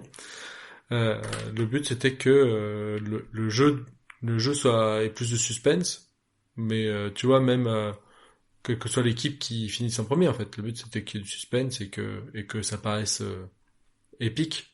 Là où il n'y a pas de course sur les premiers blocs, on puisse se permettre de faire des énigmes moins épiques sur les premiers blocs. Ok. D'autres choses à dire sur ce vol? Allez, sors-moi un petit point positif pour finir. Ah, pardon, oui, j'en ai pas dit. Si, t'en as dit, mais j'aime bien garder en tête un petit finir sur un petit truc qui t'a plu. Ouais, si. Non, il y a des trucs très cool chez ce vol. Moi, j'adore déjà les énigmes qui sont intégrées à l'histoire. Hein, c'est-à-dire que tu vis vraiment une aventure. Hein, c'est pas juste boum des énigmes. Et ça, pour le coup, je trouve que c'est hyper agréable à suivre. L'histoire de base, hein, même je la trouve sympa. Hein, en fait, hein, il y a vraiment, on fait un cambriolage, tout ça, c'est bien fait. Et le site aussi, malgré tout, je trouve que vraiment c'est du bon boulot. Hein. Il y a beaucoup de choses dedans. Il passe beaucoup de temps. Alors sur les hauts faits aussi. Bon, ça c'est quelque chose. Moi, j'avoue, je suis moins client de ça, mais c'est pas mal de travail hein, de mettre ça en place. Et je crois que ça plaît beaucoup aux joueurs. Donc il y en a pour tout le monde quoi. Il y en a qui aiment bien les Easter eggs, il y en a qui aiment bien les hauts faits, il y en a qui aiment bien les rôles, il y en a qui aiment pas les rôles. Donc le site il devient très complexe. Hein, je trouve. Le besoin, le nombre de fonctionnalités est énorme. Ouais. Et petite finesse de narration, toi qui aimes bien le côté narration de cette édition. Bon, au début, tu vas chercher ce poignard, puis après tu vas dans un musée, puis finalement tu vas devoir le voler. Je vais essayer de résumer très vite, mais je sais pas si t'as vu, mais à chaque fois qu'on changeait de narrateur, il y avait un twist narratif qui fait qu'en fait, chaque auteur d'énigme pouvait remettre recréer son histoire assez facilement de zéro, puisque il y avait vraiment un changement d'histoire à chaque fois qu'on change d'auteur, et qui se faisait assez naturellement. Si tu suivais ce qui se passait, c'était cohérent quoi. D'accord. Ah oui, non, j'ai pas fait gaffe, mais c'est pas mal. Et il y avait la même chose du coup pour le mode normal. Exactement. Ok, parce qu'ils étaient que 2 créateurs, mais les coupures étaient au même endroit en fait, c'est ça. Ouais, du coup, il y a un créateur qui a dû faire deux univers quoi. Ouais. Mais comme c'est une coupure logique, t'aurais pu avoir un seul auteur qui faisait tout. Mais c'est juste qu'ils ont placé le changement d'auteur à des moments où voilà, l'arc narratif était fini, t'avais trouvé le nom du musée, tu vois, Néo, je crois que c'est ça à la fin, on a trouvé quel musée on doit aller, où on doit aller. Et du coup, il passe la main et nous maintenant on va au musée. C'est vrai, c'est bien fait. Ouais, c'était bien cool. Très bien. Bon, c'est bien. Ah, on n'a pas fait que dire du mal, il y avait des points positifs. Du coup, mission... J'adore. J'ai essayé, j'ai réussi. T'as vu, j'ai fait un compliment, Thomas. Mais non, c'est juste pour finir sur une note positive quand même. Et je t'avais déjà dit des choses bien avant, mais c'est toujours, je trouve, psychologiquement, c'est bien de finir un point positif. Et les points négatifs, encore une fois, on les dit, c'est pas pour pointer du doigt et on en est en partie responsable sur certains points. Et on l'a parlé, on a fait tout un épisode sur des trucs qu'il ne faut pas faire, qu'on a fait. L'important c'est de faire grandir la communauté et qu'on pense ensemble. Voilà. J'espère que tous les auteurs maintenant diront je vérifie que je peux télécharger une image bonne résolution de mes énigmes. Ouais, clairement. Non, mais c'est vrai que pointer les erreurs, ça permet vraiment d'y faire penser pour les prochaines fois, quoi. Exactement. Bon, Thomas. Ouais. Je pense que on est à quasiment 1 heure d'enregistrement. Non, finesse, on n'a pas commencé. On n'a pas commencé le sujet principal. Et mais non, mais je sentais qu'il y avait beaucoup de choses à aborder, mais c'est vrai que je pensais pas que ça durait aussi longtemps. Bon, on se lance quand même dans... Ah, tu me fais une version courte. Ouais, une version courte, ouais, c'est ça. Bien sûr. Non, mais après, les auditeurs, franchement, faites des pauses, hein. Écoutez pas tout d'un coup, hein, parce que sinon c'est trop. Nous, on parle, mais bon. Pourtant, on se met à enregistrer de plus en plus tard pour être fatigué et avoir envie d'arrêter, mais non, en fait, on a envie de continuer de parler. Hein. Franchement, on a, même de tout ça, on aurait pu parler facilement le double. On a été sage, je trouve. Oui, c'est ça, ouais. Moi, j'avais d'autres critiques à faire, mais j'ai pas... Ah, ce dingue. Oui, je me suis retenu aussi, parce que bon, à un moment, il faut enchaîner. C'est beau. Vas-y, c'est quoi l'enchaînement? Bon, l'enchaînement, il n'y a pas de transition spécialement, mais il y a notre sujet du mois, hein, puisque on est en décembre, et qui dit décembre, dit calendrier de l'Avent.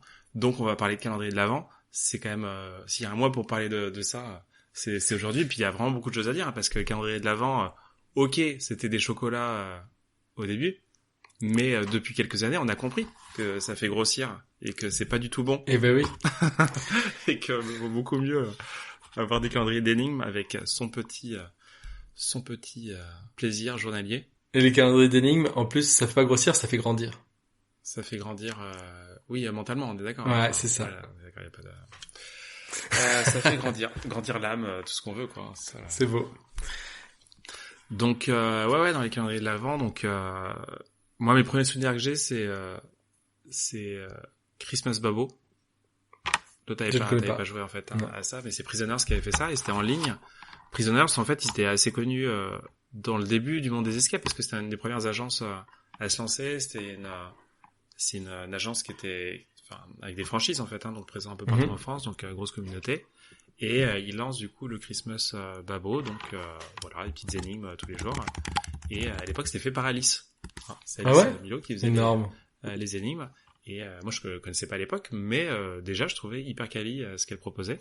C'était, ça se voulait hyper simple, hein, mais pas tant que ça toujours. Donc c'était le petit défi du jour. Moi, j'avais adoré. Ils ont continué comme ça plusieurs années, et là, je crois que ça fait un petit moment qu'ils ont arrêté. Donc voilà. Mais il y a plein d'autres choses qui depuis ont continué. Un des calendriers moi auquel je pense, auquel je joue là, ça fait 3 ans maintenant. C'est les calendriers Exit. Ah, tu les as pas fait non plus. Tu les as pas fait? Non. C'était bien? Eh ben, moi je trouve ça très bien. Hein. Donc Exit, c'est pas français en fait. Hein. Je me demande s'ils sont pas danois les créateurs. Okay. Mais totalement. Bon, ils ont des noms germaniques. Hein. Et non, mais leurs jeux ils les ont traduits après partout dans le monde. Je comprends. Et eux, du coup, je pense pas qu'ils ont fait Christmas Babo. Hein. Donc je sais pas s'ils ont entendu parler comme ça d'autres calendriers de l'Avent. Moi je connaîtrais pas, mais voilà, Exit propose des boîtes d'escape game à faire, hein, et ils sont lancés depuis 3 ans là à faire des. En fait, ça fait 4 ans, mais ils font du coup à chaque fois une boîte différente par année. Il se trouve que la première fois la boîte, elle était pas en français, et c'est l'année suivante qu'elle a été traduite, et maintenant il y a un décalage en fait entre l'étranger, l'anglais et la France. Hein, donc on a les boîtes au fur et à mesure avec les traductions, et là c'est la 3e année qu'on en a. Les énigmes, franchement, c'est cool, c'est fidèle à Exit. Toi, t'as joué un peu Exit ou pas là? Ouais, j'avais fait 2 bottes, je crois, 2 boîtes, et j'avais eu du mal parce qu'il y avait eu tu détruis du matériel, je crois. Eh oui, bien sûr. C'est vraiment, c'est un peu trop mal au cœur. Hein. Ouais. Et je suis d'accord, tout à fait. Et moi, les boîtes Exit, je les joue toutes, hein, et je me fais à chaque fois un point d'honneur à ne pas la détruire. Par principe, donc des fois la partie elle dure vraiment longtemps, où on se fait des pauses en mode attends, on fait les photocopies, on se débrouille pour créer ce qu'il faut. Donc ouais, on se débrouille pour pas détruire. Le calendrier Exit, on l'a fait aussi, et là par contre pour pas détruire, c'est vraiment impossible d'après moi. Du coup les 2 précédents, on les a vraiment explosés à la fin, comme il faut. Et en fait, vu la taille de la boîte, parce qu'autant les petites boîtes Exit, elles sont petites, mais le calendrier de l'Avent, c'est une méga boîte. Et j'étais content de la détruire parce que à stocker, franchement, c'est plus compliqué. Ouais, puis c'est une question de temps aussi. T'as joué un mois avec, que tu l'aies abîmé, que ce soit du one shot, ça me choque moins que quand tu joues 1 heure et que tu l'as touché déjà au bout d'une heure, Ouais. quoi. Ça peut, ouais. Et puis bon, après, c'est plus dur de se remotiver à jouer à un jeu d'un mois comme ça. Alors que clair. voilà, c'est le mois de décembre, on le fait. Et puis aussi, il y en a en plus tous les ans. Bon, voilà, il y a pas de raison de s'embêter à en rejouer. Mais j'ai croisé récemment, je crois, des gens qui ont gardé qui ont réussi à les garder, tu vois, enfin en bon état. Ok. Je me suis dit, ah ouais, donc vraiment, on peut pousser le vice à ce point. Mais donc ouais, non. Et puis eux, ils ont vraiment leur style en fait. Hein. Ils hésitent avec la façon de faire des énigmes. Et t'as beau connaître le style, à chaque fois ils arrivent à surprendre. Mais voilà, c'est une mécanique franchement que je trouve très plaisante, graphique, avec des astuces à faire. Et effectivement, ouais, il y a de la j'arrive pas. Il y a de la détérioration du matériel. C'est beau. Voilà. Mais pour moi, c'est à chaque fois justifié par les lignes. Ça permet de faire des trucs plus cool, quoi. Donc carrément. donc voilà, donc ça c'était Exit. Il y a un autre acteur des calendriers de l'Avent, c'est la page Facebook Perplexing Doodles and Escape Room Memes. Tu connais pas ça aussi? Je l'ai déjà vu ça. Peut-être tu m'en avais déjà parlé, je pense. J'ai jamais joué, mais le nom dit quelque chose. Bah écoute, ouais, j'ai pu t'en parler parce que moi j'en parle souvent, j'aime beaucoup. Et non, bah c'est une page, donc c'est anglophone, mais donc t'as Escape Room Memes, un meme, ça c'est ok. Hein, donc c'est un gars qui gère ça et il fait des mèmes, hein, donc des blagues sur les escape games. Et c'est ça déjà c'est drôle, mais il fait en plus des énigmes et donc il en partage régulièrement sur sa page Facebook et il s'est mis à faire des calendriers de l'Avent en 2020. Donc ça c'est marrant parce que c'est vraiment en même temps que moi premier que j'ai fait et je pense que oui il s'est rendu compte que peut-être les gens aussi étaient vraiment plus motivés en décembre hein, pour résoudre des énigmes avoir tous les jours pour le reste de l'année donc du coup il a sauté sur l'occasion et après avoir fait 2 années à créer seul le calendrier il est passé en mode collaboratif tiens donc ça me dit quelque chose ça comme moi c'est ça donc non franchement c'est marrant qu'il fasse ça et c'est des énigmes qu'il propose en tout cas moi je les trouve cool des fois c'est un petit peu difficile mais c'est original et cette année par contre il y a pas hein. Là ça faisait il faisait depuis non-stop hein, il le faisait en non-stop depuis 2020 donc 4 ans 4 ans ça faisait 4 ans déjà et là il fait une pause pour cette année voilà bon il y a d'autres calendriers de l'Avent il y a le fameux Loki / The Escapers / Choco Cerveau. Oui. Hein et ça, il y a tellement de choses à dire dessus. C'était Loki au tout début.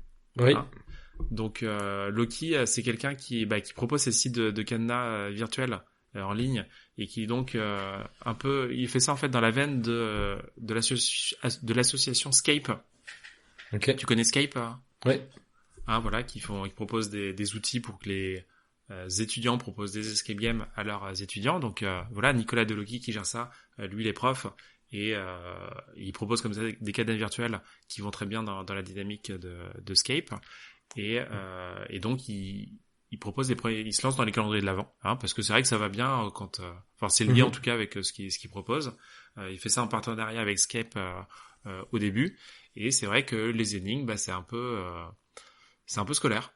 En fin de compte, à la fois, c'est des profs, hein, donc c'est normal. Et il fait ça, donc il commence en 2019. Ouais. Il fait ça en 2020. Et en 2021, il est rejoint par...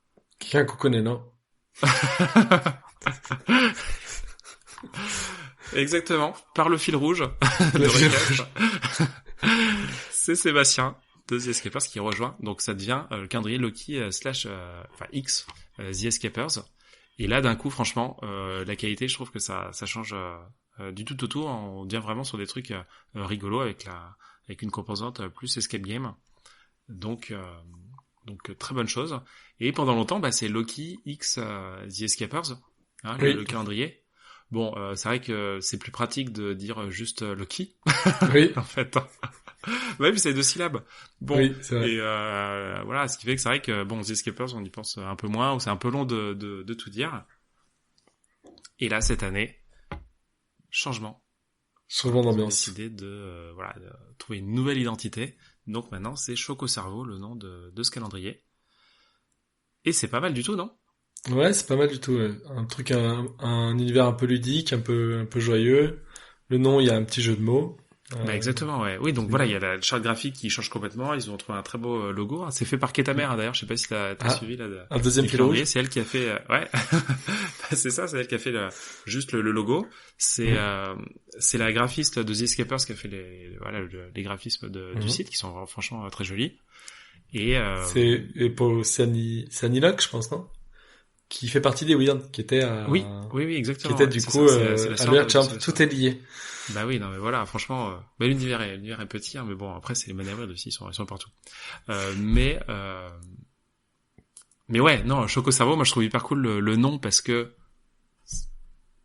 bah ouais, Ouais. le jeu de mots en fait, un Choco Cerveau, c'est Ouais. exactement ça que ça fait, et puis Choco pour le chocolat Le petit du chocolat calendrier du de calendrier l'Avent. de l'Avent. Franchement, Mhm. c'est non, le nom est très bien trouvé, donc C'est ça cool. c'est bien joué. Et ben non, ouais, à chaque fois ils font des trucs très sympas avec du collaboratif aussi. Hein. C'est vrai que mais c'est le cas depuis qu'il y a Sébastien, je crois que non, qu'il y a des Je, créateurs je, différents. je pense que Et c'était déjà avant, moi. Mais je pense que c'était déjà avant. bah, avant il y avait Skype qui en faisait, mais je sais pas s'il y avait beaucoup d'autres créateurs, hein, franchement, qui en faisaient. Il est arrivé en quelle année, Sébastien? Bah, Sébastien, c'est 2021. 2021. Ouais. Peut-être. Peut-être. Mais ouais, moi j'ai l'impression que j'avais déjà joué avant Bah moi je jouais avant, hein, ce qu'il faisait, mais et c'est vrai que c'était pas mal d'énigmes pas mathématiques. aussi. Hein. Mais Sébastien aime Oui, beaucoup des fois il aussi y avait des d'énigmes trucs mathématiques. mathématiques. Donc je trouve que Alors ça c'est va, c'est assez différent. Hein. Pour moi, cohérent. t'as les trucs mathématiques un peu scolaires et t'as les trucs jeux de logique que Sébastien Mm, aime beaucoup. mm. Mais pour moi, c'est différent. Hein. Ok. Et Et un petit mot parce que du coup on a un peu vite dessus. C'est vrai que Loki du coup propose des cadenas virtuels à titre pédagogique. Donc c'est vachement cool parce qu'il le propose gratuitement. Et c'est quand même pas mal utilisé dans tout l'univers des jeux en ligne. Je mm, pense notamment par exemple à tout ce qui est le Génomie, Calendrier et Killowin, qui se base quand même pas mal dessus. mm. Nous, on a déjà fait aussi des énigmes Ouais, moi qui utilisaient j'utilise Loki. aussi. Hein. Et donc un grand merci à Nicolas pour l'organisation du calendrier de l'Avent, mais aussi pour cet outil Oui, qui nous est utile toute l'année. c'est ça qui sert à tellement de créateurs. Franchement, C'est trop bien. c'est génial. Ouais. Donc, les créateurs qui participent à Loki, il y en a plein. Et il y Oui, a notamment Zuppel, hein, qui propose oui. depuis... ça fait 3 ans, vous, non que vous avez une énigme à chaque fois, ou Si que 2 on est ans? là cette année, ce sera la 4e année. Voilà, c'est ça. Hein. Mm, Donc, c'est vrai. c'est pas mal. Et moi, j'avais proposé une énigme l'année dernière. Et je sais pas si j'en propose pour cette année. Donc, on va y réfléchir. Je pense que c'est un peu tard peut-être, non? Ils sont pleins? Ils sont pleins, tu crois? C'est un peu tard. Mais ils ont pas encore toutes les énigmes, forcément, dès le premier. Hein. Tu sais, c'est un truc où... Ah. Je sais pas, moi, pour moi, Sébastien, c'est quelqu'un d'organisé, tu vois. Ah oui, Donc, oui, c'est ça, mais pas les autres créateurs. Voilà, c'est ah, ça, d'accord. c'est ça le problème. Ouais. Donc non, franchement, c'est des trucs très bien, avec aussi plein de badges à aller chercher. Ça, c'est aussi un des trucs, bah, comme les hauts faits là. C'est un truc qui rend fou les joueurs Ouais. d'obtenir les badges. Quoi, c'est ton cas là, non, d'aimer les badges? Non, mais je reçois des messages assez régulièrement pour me dire ah tu l'as ce badge. En fait moi je chasse pas mais j'ose pas trop Oui. le dire. Alors ah non j'ai pas celui-là. Mais j'ai plein de gens qui m'envoient leurs hypothèses pour des badges mais je suis pas trop badge. Ouais. Enfin il y a des jeux sur lesquels ça se prête bien mais tu vois sur Svol ou sur Loki moi je viens pour les énigmes ça me va bien. C'est mon... Oui, bah c'est ça, pareil. Mais bon, bah non, c'est très cool qu'ils le fassent parce que visiblement les gens Ils ça les adorent. rend Ouais. dingues. Hein. Ouais, le côté collection Complètement. là, c'est pas mal. Hein. Mais ça fait penser aussi un petit peu aux Easter eggs de chasse TXT, hein, le côté d'avoir des petits défis, de trouver ce que c'est. Donc je comprends, mais c'est vrai qu'en fait comme il y a déjà les énigmes du calendrier de l'Avent, je me concentre là-dessus. Bah oui, c'est ça. On a déjà beaucoup de choses à faire, hein, puisque il y a toujours plusieurs calendriers en parallèle. Hmm. Et d'ailleurs, il n'y a pas que Choco Cerveau hein, non plus en français. Il y a Aldébaran. Oui, c'est vrai. qui propose aussi un calendrier. Hein, Et donc qui il avait fait fait déjà l'année dernière. Et cette fois-ci, il tente le calendrier payant. Oui, ça c'est une grosse nouveauté. Hein, donc C'est on est à peu génial. près 5 euros par personne. Bah oui, on va voir ce que ça donne. Hein. C'est vrai que moi je trouve que c'est courageux parce que il y a on est plusieurs à proposer des choses gratuitement. Donc s'insérer là-dedans, faut vraiment que l'univers plaise du créateur. Mais je crois qu'Aldébaran a une bonne communauté de gens qui aiment beaucoup ces énigmes. Donc du coup, ça a peut-être du sens de le faire. Et puis moi, je suis complètement pour. Hein. Franchement, il faut qu'on arrive aussi à faire des jeux payants régulièrement. Tu vois, nous, on joue quand même assez régulièrement, gratuitement. Et en fait, on donne des sous sur des cagnottes. Mais tu vois, c'est pas comme ça qu'on va rembourser le temps qu'ont passé les gens à faire des trucs de dingue toute l'année. Donc, moi, je suis complètement pour qu'il y ait du contenu payant et que ça se démocratise. Donc, allez-y, faire le calendrier d'Aldébaran et montrez-nous que les contenus payants sont appréciés. Bah c'est ça. Et puis après, on est vraiment sur du 5 euros par personne. Hein. C'est pas c'est pas la non plus folie. un gros investissement. Exit, c'est plus cher. Bon, Exit, il y a le calendrier physique, mais même, enfin, c'est vrai que Non, mais en fait, c'est la différence entre 0 et 1 euro, elle est énorme psychologiquement, en fait. c'est sûr. Hein. C'est pire. Mais après, nous, on le fait gratuitement. C'est aussi pour but de découvrir d'autres joueurs et de montrer notre univers aux gens, de participer à une communauté qui nous donne aussi beaucoup toute l'année. Donc, voilà, c'est aussi logique qu'on le fasse gratuitement de temps en temps. Mais c'est vrai que je pense qu'on a trop de contenu gratuit dans la communauté et que c'est pas forcément le plus pérenne. Ouais, bah c'est possible. Hein. Et je voulais rajouter un truc. Et je t'ai coupé. Non, pardon, non, mais c'est juste que j'oublie en fait. Hein, c'est pour ça. Bah, je continue, tiens. Parce que c'est vrai qu'il y a plein de sites qui proposent du contenu payant ou vraiment pas cher ou en donation. Je trouve que c'est un peu faux. Et oui, si on veut qu'il dure dans le temps, et tu vois, souvent il y a des sites comme ça qui se créent, qui durent 1, 2, 3 ans. On s'habitue à ce qu'ils soient là, et puis quand ils s'arrêtent, on dit ah bah non. En fait, on se rend compte que la personne derrière, elle y passe tous ses week-ends, toutes ses soirées, toutes ses nuits, et qu'en fait, elle s'épuise et que ouais, même si c'est une passion, à un moment, faut trouver l'équilibre, bien sûr. Bah oui, non, c'est clair. Après, pour des calendriers qui sont collaboratifs, faut comprendre que c'est plus compliqué de rendre ça payant, évidemment, hein, parce que si on est plusieurs, la répartition, tout ça, c'est compliqué. Et Loki, avec donc Choc au cerveau, la solution qu'ils ont trouvée, enfin, je sais pas si c'est une solution, mais de toute façon, à ce qu'il y ait un petit investissement ou remerciement ou autre, c'est les cagnottes qu'ils proposent à chaque fois, où voilà, les joueurs peuvent donner s'ils apprécient pour soutenir en plus une cause. Franchement, c'est super. Non, c'est top de faire ça. Ouais, et puis ils ont pu avoir pas mal d'argent les dernières années, donc que ça continue. Exactement, ouais.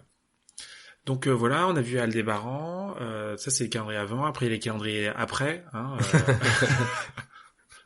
voilà, il y a Néo qui devrait refaire un calendrier après, comme il avait fait en janvier. Après, en février, peut-être calendrier, encore non, il y avait eu ça. Peut-être, ouais. Cette année, ça. On sait pas encore, rien n'a été annoncé, mais bon, c'est possible, hein, ça ne s'arrête pas. Mais en décembre, beaucoup de choses à faire quand même, puisque il y a aussi mon calendrier.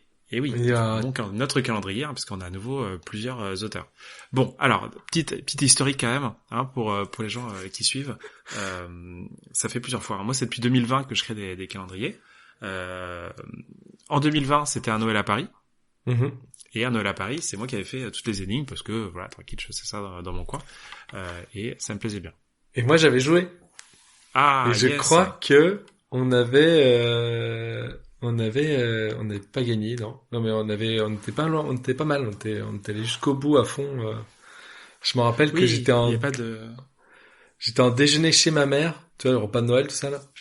Et on a arrêté de déjeuner parce qu'il fallait qu'on fasse les énigmes d'Indiana Jones. Yes, ça oui, parce que c'était à midi, je crois, à ce moment-là. Ouais. Le final, et c'est sûr que bon, c'est un peu aussi l'heure de déjeuner. Il y a beaucoup de choses à faire sur cette dernière anime, donc c'est compliqué pour le repas. Mais non, c'est cool d'avoir fait ça. Ouais, c'est vrai que il y avait pas de classement global et du coup, c'était que à la fin qu'il y avait un peu le sprint final pour avoir un lot de mémoire. Et c'était un autre créateur d'énigmes qui avait gagné d'ailleurs à ce moment-là que j'avais reçu Chasse au trésor plus tard. Donc trop bien. C'était sympa. Ouais, donc le calendrier est très cool. Bah moi j'avais commencé surtout parce que c'est 2020, l'année Covid, donc même un peu toute l'année j'avais proposé des jeux en ligne et en décembre je me suis dit pourquoi pas. Et effectivement j'étais surpris de voir qu'il y ait beaucoup de monde. Bah, il y avait déjà pas mal de gens sur les jeux en ligne parce que c'était le Covid. Hein. Mais c'est vrai que aujourd'hui je pense que c'est beaucoup moins le cas que toute l'année des gens s'investissent en ligne et en tout cas en décembre il y a plus de gens quand on propose juste comme ça des énigmes en tout cas c'est clairement plus le rendez-vous quoi. Donc du coup ça c'était la première année et en 2021 eh bien je me suis dit c'est pas forcément la peine de réorganiser, c'est vrai que c'est beaucoup de travail et du coup j'avais juste ressorti un Noël à Paris tranquillement pour que ceux qui l'avaient pas fait puissent le faire et c'était bien quand même. Mais en 2022 eh bien là ça faisait quand même 2 ans que j'avais pas fait de jeu donc je me suis dit ça serait peut-être pas mal pourquoi pas de refaire ça puisque bah c'est vrai que les gens aiment bien quand même jouer en décembre. Donc je lance les aventures de l'Avent. Et c'est vrai qu'à ce stade-là, je me rappelle quand même que sur un Noël à Paris, c'était un petit peu technique de sortir 24 énigmes du chapeau. Et c'est un moment aussi où j'avais vu passer Puzzle Tumber. Non, je t'ai peut-être déjà parlé, non? Je crois, oui.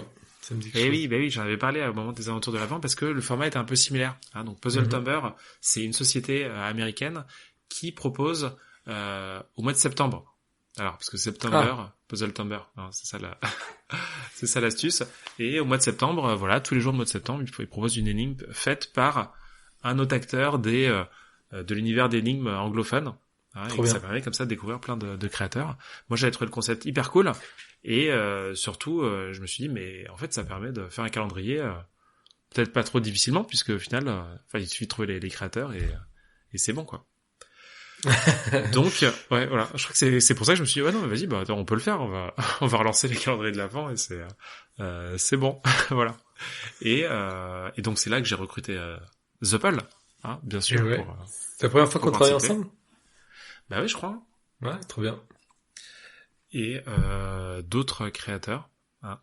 Il a fallu en recruter. J'avoue que c'était pas facile du tout hein, de trouver tous les créateurs hein. Il y a des gens qui acceptent tout de suite parce que ils adorent les énigmes. Il y a des gens qui refusent tout de suite parce que voilà, c'est pas du tout leur truc, même s'ils vendent des jeux.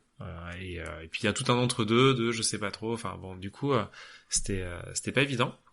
Ça s'est fait vraiment de justesse. Hein. Les aventures de l'Avent, quand ça a été lancé, c'était vraiment. Alors il y a aussi, on aurait pu avoir quelques énigmes de gens qui se sont décidés un peu au dernier moment. On aurait pu en avoir des énigmes de secours si besoin, mais c'était quand même très technique. Et bah c'était pas mal. Bah ouais, c'était un bon moment. Franchement, ouais, plein de créateurs d'énigmes que tout le monde a pu découvrir. Donc c'était bien. J'ai souvenir quand même que c'était plus complexe qu'un Noël à Paris. Un Noël à Paris, il y avait quand même régulièrement des énigmes qui mettaient où tu mettais moins de 5 minutes. Alors que nous, on a galéré à suivre le rythme pour faire tous les jours l'énigme. Mais c'est pas pour ça que l'énigme n'était pas intéressante. C'était vachement cool, c'était riche. Mais c'était un des retours, hein, clairement, à des joueurs qu'il y avait des choses quand même qui étaient bien chaudes. Et c'est vrai que les créateurs, certains ont l'habitude de faire des trucs difficiles. Et le but, c'était quand même aussi de refléter ce qu'ils étaient capables de faire. Donc du coup, c'est aussi normal de laisser faire des trucs durs. Bah nous les premiers, hein, je crois que la nôtre était un peu costaud. Ouais, c'est vrai que c'était pas simple, mais moi pour moi c'était clairement pas une des plus dures. Hein. Il y en avait, je pense 4-5 qui étaient vraiment beaucoup plus dures. Donc voilà les aventures de l'Avent et 2023 repart pour un calendrier et c'est reparti. L'idée c'est de faire un nouveau concept et là pour le coup c'était vraiment de l'instinct en disant ce concept ça serait trop cool de changer parce que 2023 c'est l'année où t'es devenu une star. Star. pas tant que ça, hein, franchement. Mais bon, bah ouais, non, je suis passé à la télé avec une émission, hein, donc c'était la route des coffres, l'émission télé.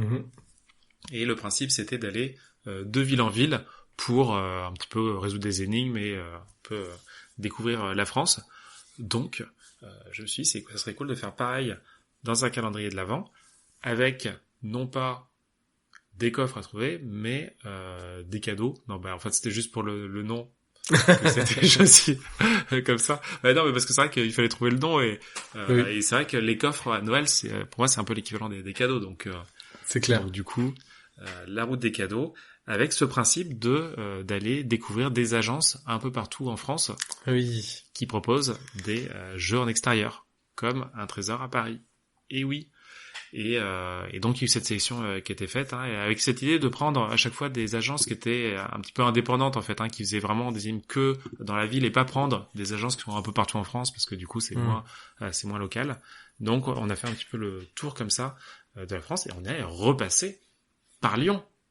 Et oui. Bah c'est ça, hein, The Pal à nouveau parce que ça s'y prêtait, hein, après tout, hein, vous étiez aussi une agence. On essayait de passer par les grandes villes, hein, donc du coup Lyon était vraiment sur le chemin.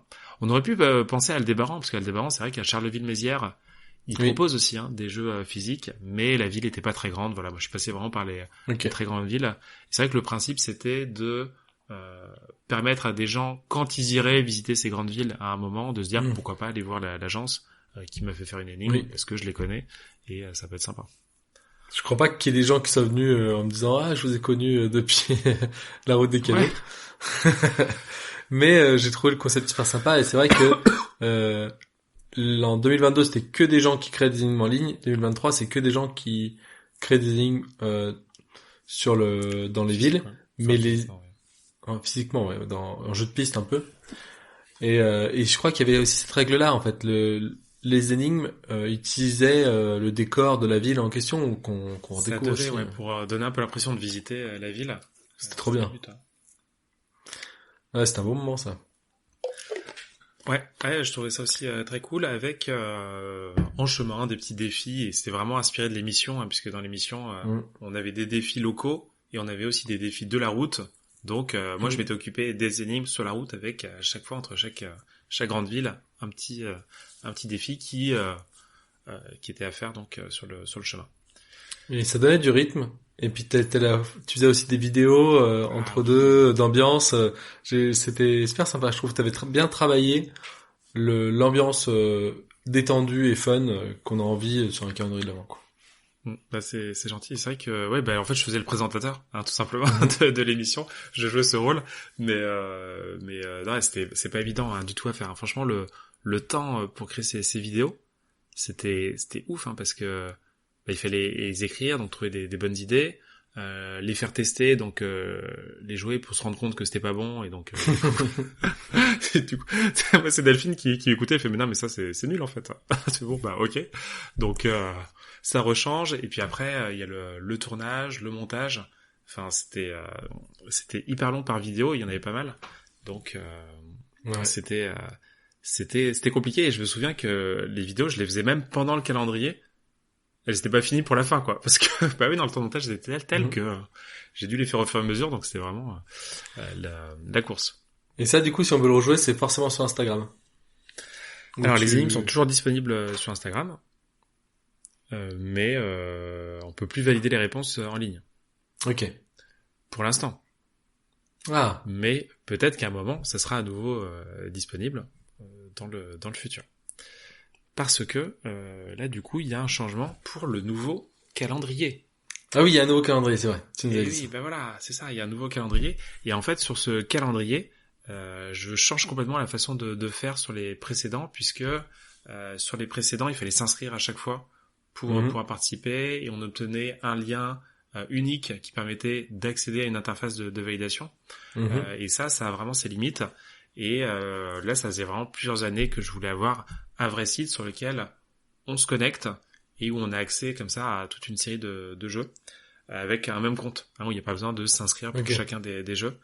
Ça me tenait vraiment à cœur. Donc là, ça va être l'occasion de sortir ce site. Et le site, du coup, permettra d'accueillir d'autres jeux, donc à terme, j'espère, les anciens calendriers. Alors, c'est un peu le but. Et ouais, non, c'était hyper dur de savoir. En fait, la réflexion c'est toujours le plus long. Bon, le développement, c'est super long aussi, hein, mais de savoir déjà ce qu'on veut, franchement, c'est pas simple. Et ouais, j'essaie de regarder par rapport à ce qui se faisait. Je regardais même le site de Svol. Il y a Geno aussi qui propose des énigmes en ligne. Je trouvais très bien son site, hein, où on se connecte et on a accès à plein d'énigmes. Il y a Loki forcément avec son calendrier où aussi je trouve intéressant comment c'est fait. Donc j'ai longuement réfléchi et en fait ça m'a semblé logique à un moment de séparer dans un trésor à Paris la partie jeu en ville et la partie jeu en ligne. C'est vrai que les gens en fait quand ils viennent chez moi c'est soit l'un soit l'autre en fait qui les intéresse. C'est rarement les deux. Donc du coup j'ai la partie un trésor à Paris qui logiquement puisque ça fait référence à Paris contient tout ce qui est jeu physique.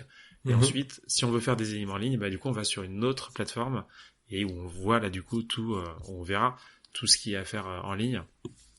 Et ça permettra de rendre la navigation beaucoup plus simple entre les différentes choses que je proposerai. Donc c'est franchement changement très cool pour la suite.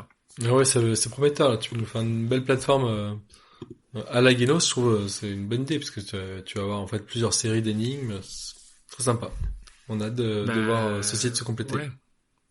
C'est ça. Et du coup, ça rendra plus simple aussi de créer d'autres jeux par la suite.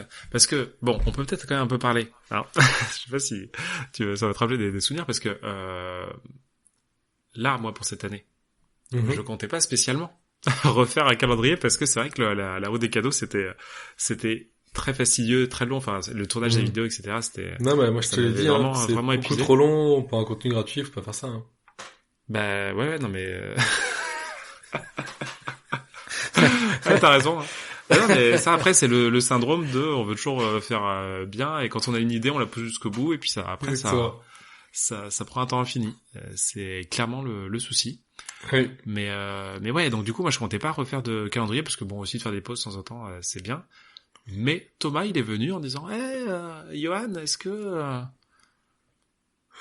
tu pourrais pas quand même faire quelque chose? Ça c'est ta version de l'histoire. Ouais, bah quoi, non, vas-y, non, bah raconte.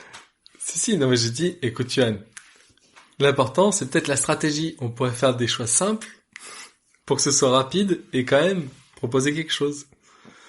Bon, on a gardé proposer quelque chose. Oui, bah c'est ça. Non, mais voilà.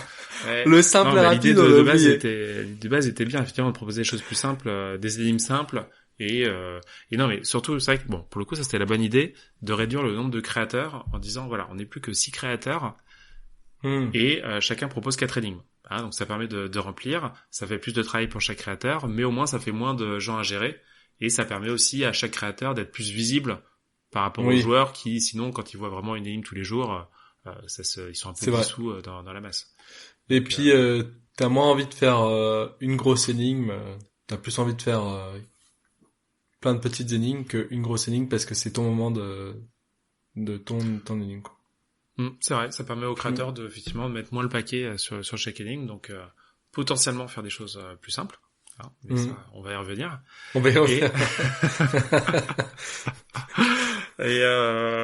Et ouais, non, et puis aussi de pouvoir cibler des créateurs qui ont vraiment l'habitude de faire des énigmes. Ça, je pense que c'était pas mal parce que c'est vrai que ceux que j'avais pris jusque-là, il y avait un peu des différents cas, mais il y avait beaucoup de gens qui avaient vraiment pas l'habitude de faire ça. Et les agences de jeux de piste, c'est vrai que c'est très différent de faire des jeux en ligne et des jeux physiques. Donc pour pas mal, c'était quand même pas forcément très clair. Et il y a eu beaucoup d'échanges pour proposer quelque chose qui tienne la route.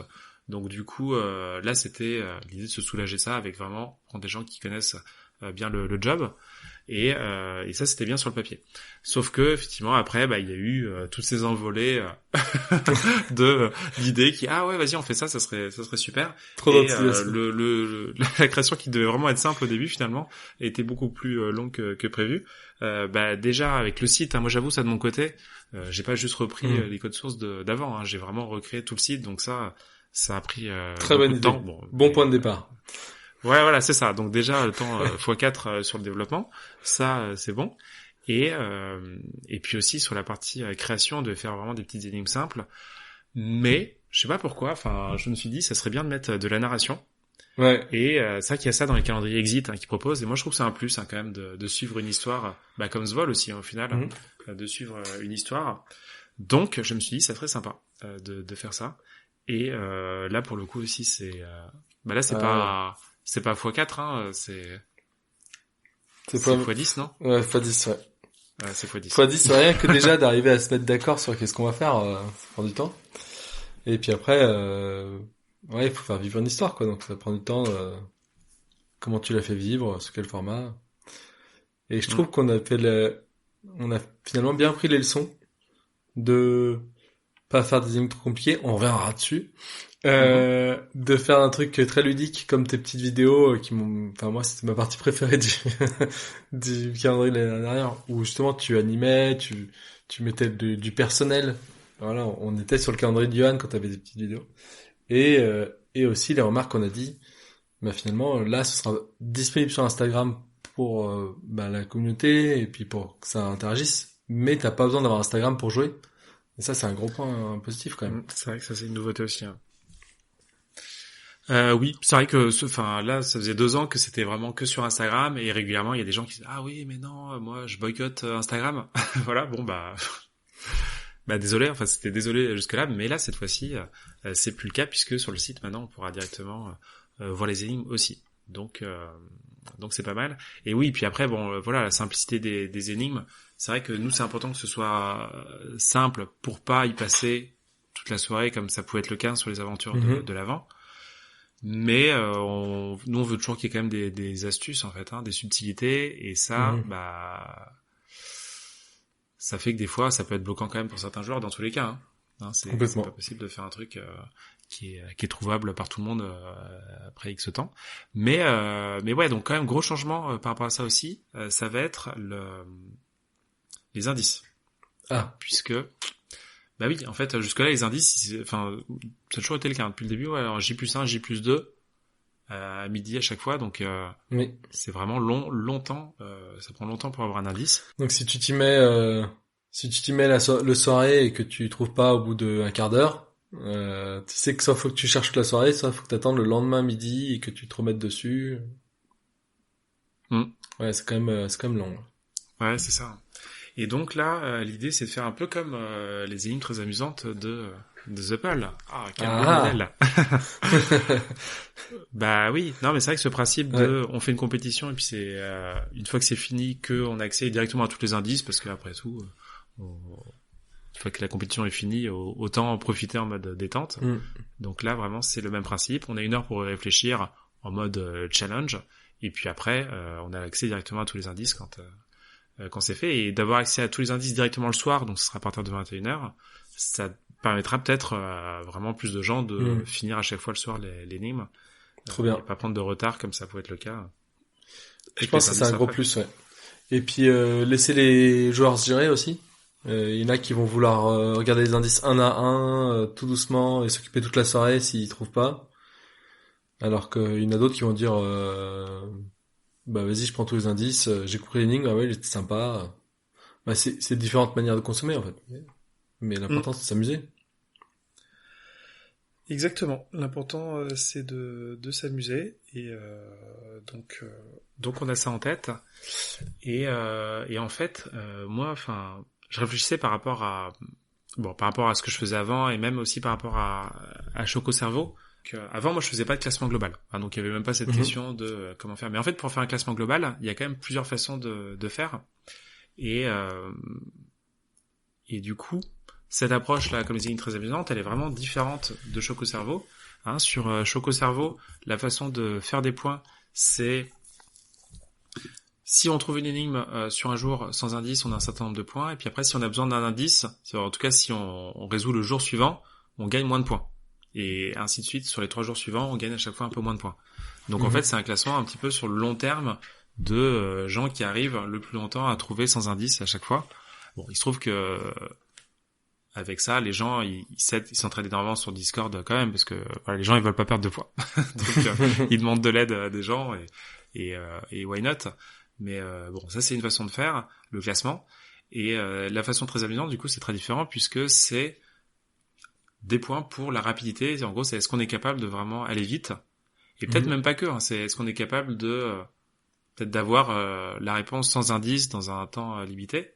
Parce qu'il y a vraiment ce décompte de points du premier qui a 10 points, ensuite 9, 8, et puis après, même quand tous ceux qui trouvent dans les...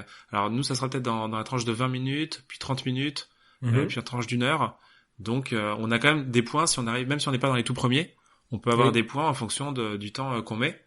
Et ça, je trouve ça pas mal, parce que du coup, on est vraiment sur la performance d'arriver à résoudre l'énigme par soi-même.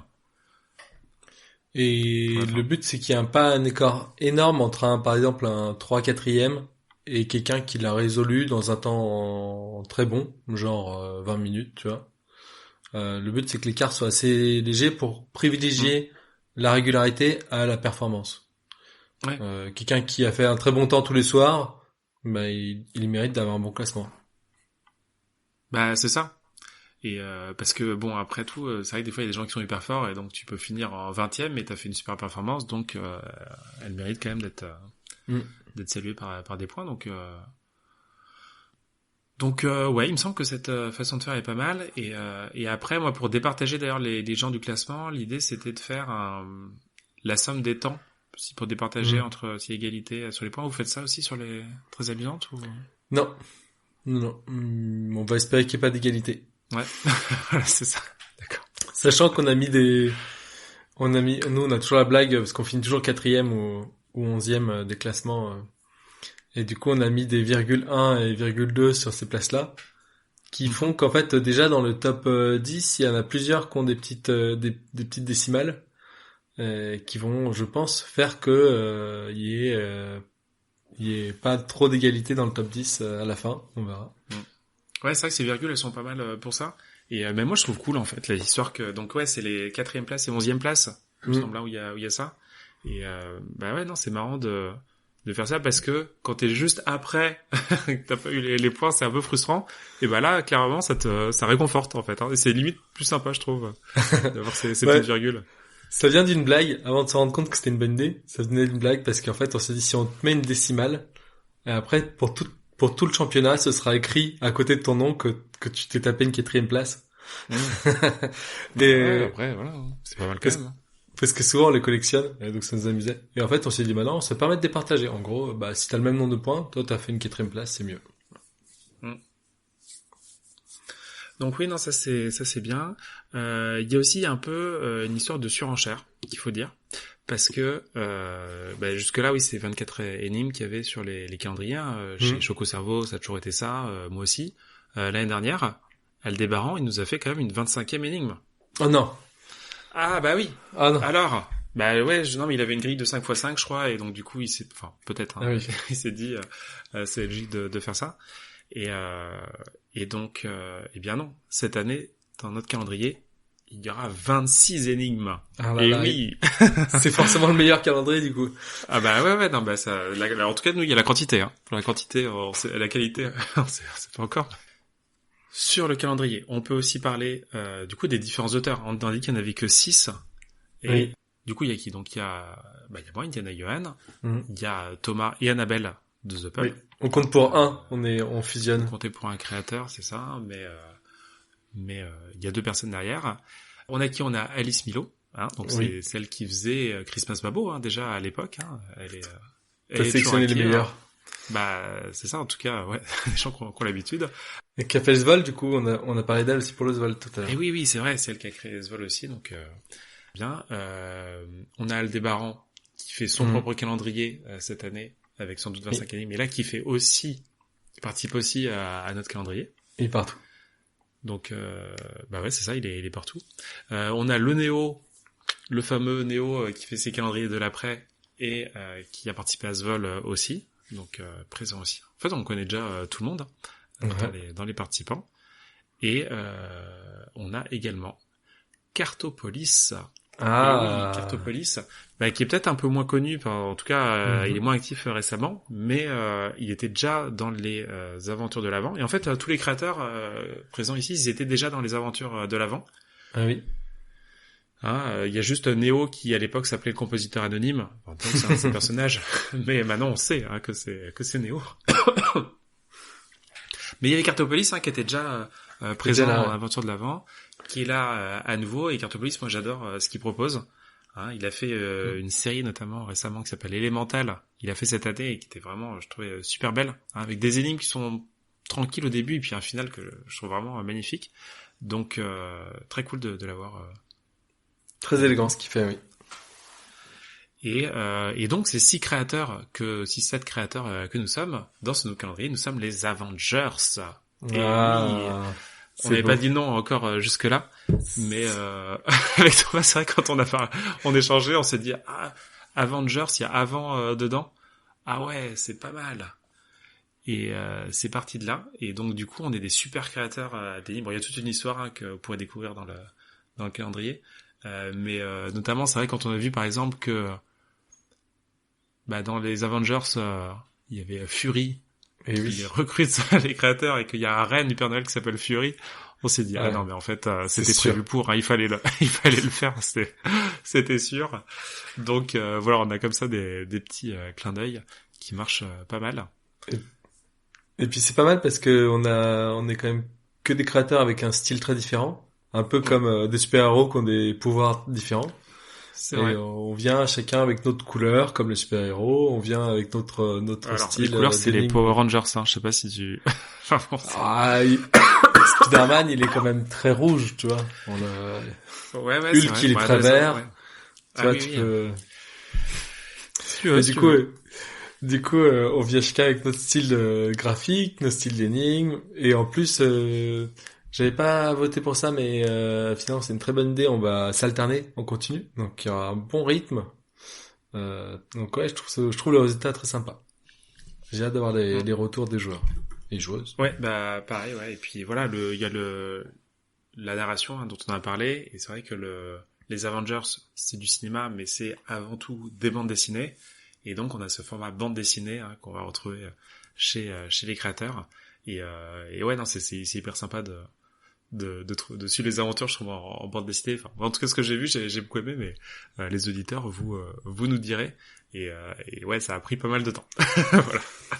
Je pense honnêtement, ce sera un très bon calendrier de l'Avent.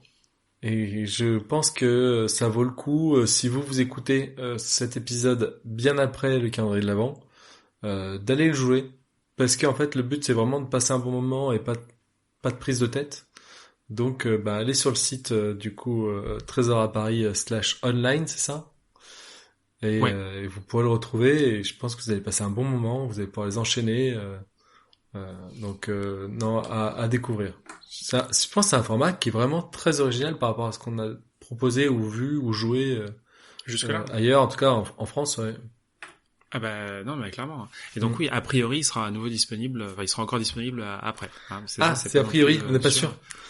Ouais, non, je suis pas encore sûr. Enfin, une des possibilités aussi, c'est de le rendre disponible qu'au mois de décembre. Et comme ça, les gens qui, ou alors on débute chaque mois, je sais pas, parce que c'est vrai que de se motiver à faire un calendrier hors rythme du mois ou même hors décembre, ça peut être dur pour certains. Donc bon, je suis pas encore sûr de ça.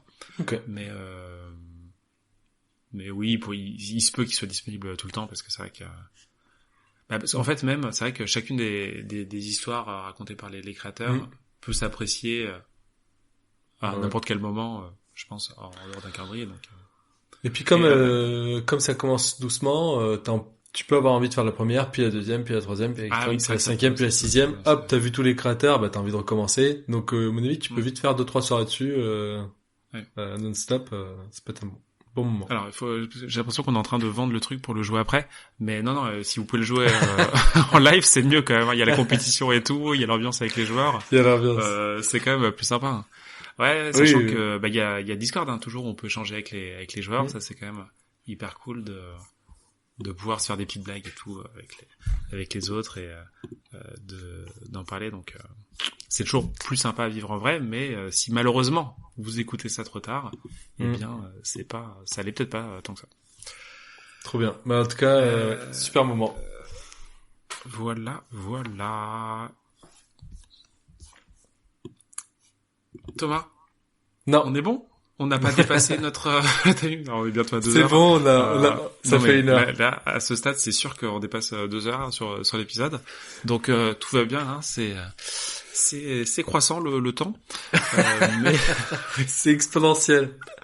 Ouais, exponentiel, je sais pas, mais c'est vrai que non, à chaque fois on dit ça serait bien une seule heure, mais bon Oh, la sensi sur celui-là, il y avait beaucoup de choses. Mais il y a des choses à pas dire. toujours. Là, c'était vraiment le moment hein, pour l'avant. C'était vraiment le moment. Et parce qu'après, bon, une des solutions, ça serait de faire un épisode tous les 2 semaines, mais J'ai non, pas la ouais, force. ça serait trop tard. Bah ouais, non, mais c'est vrai que c'est l'énergie hein, quand même. Donc au moins, on Carrément. donne tout d'un coup. Et c'est bien. Bon, le sujet est clos du coup sur les calendriers, c'est bon? Bah, le sujet commence, j'ai envie de dire, moi. Ah oui. Il s'ouvre. Bah oui, les énigmes de fin. Donc, comme toujours, il y a une énigme à la fin de l'épisode, mais on commence par la solution de l'énigme précédente. Et Thomas, pour la 3e fois, tu as réussi à nous faire une énigme, on va dire assez complexe. Hein, je l'ai vraiment tourné dans tous les sens. Est-ce que tu nous redirais pas l'énigme? Je te donnerai mes pistes quand même, parce que j'ai un peu réfléchi. Moi, j'ai plusieurs possibilités. Soit on l'oublie. on peut apprécier le geste, voilà. Et puis on l'oublie, on fait comme si ça n'avait pas existé. Genre Men in Black. Regardez cette petite lumière. Mal. Psif.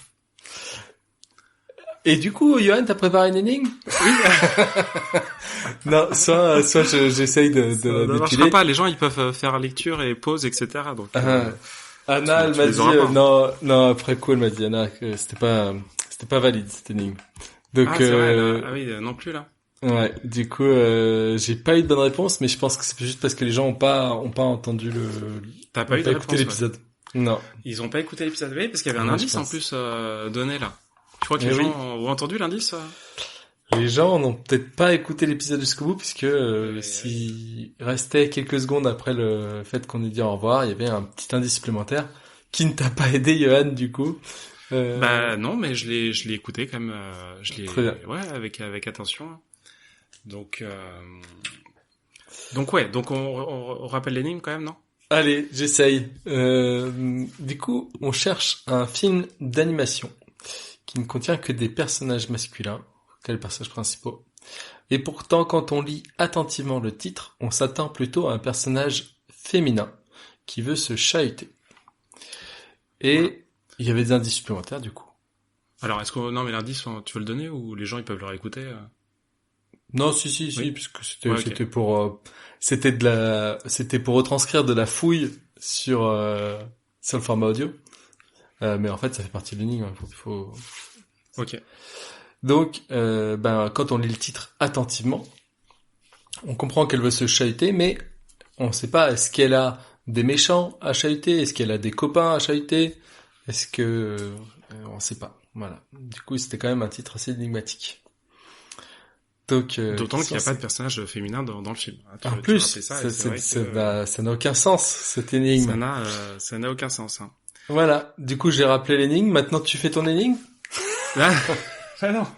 Non, mais on a besoin de la solution. Et moi, j'ai quand même j'ai un petit peu réfléchi à la question. Enfin, alors vraiment, je l'ai vraiment tourné dans tous les sens. Hein, Trop bien. J'ai tourné, voilà, gauche, droite, haut, bas. J'ai vraiment rien trouvé. C'est ça. J'ai essayé, voilà, de réécouter. Elle a chahuté, ça, rien du tout. Et donc du coup, Bon. Écoute, moi je propose que on attende un mois de plus pour la réponse du coup. J'attends un mois de plus. Non, bah si tu veux, ouais. Allez. Non, sérieux? Ouais, t'es pas très loin. T'as quand même des indices, je trouve, qui me semblent pertinents. Donc, d'accord. Non, mais tu parles pour moi ou pour les auditeurs hein? Pour les auditeurs. Ah oui. Mais je fais semblant que c'est pour toi. Ok. Bon. Allez. Alors, Là, donc t'as trouvé, bravo.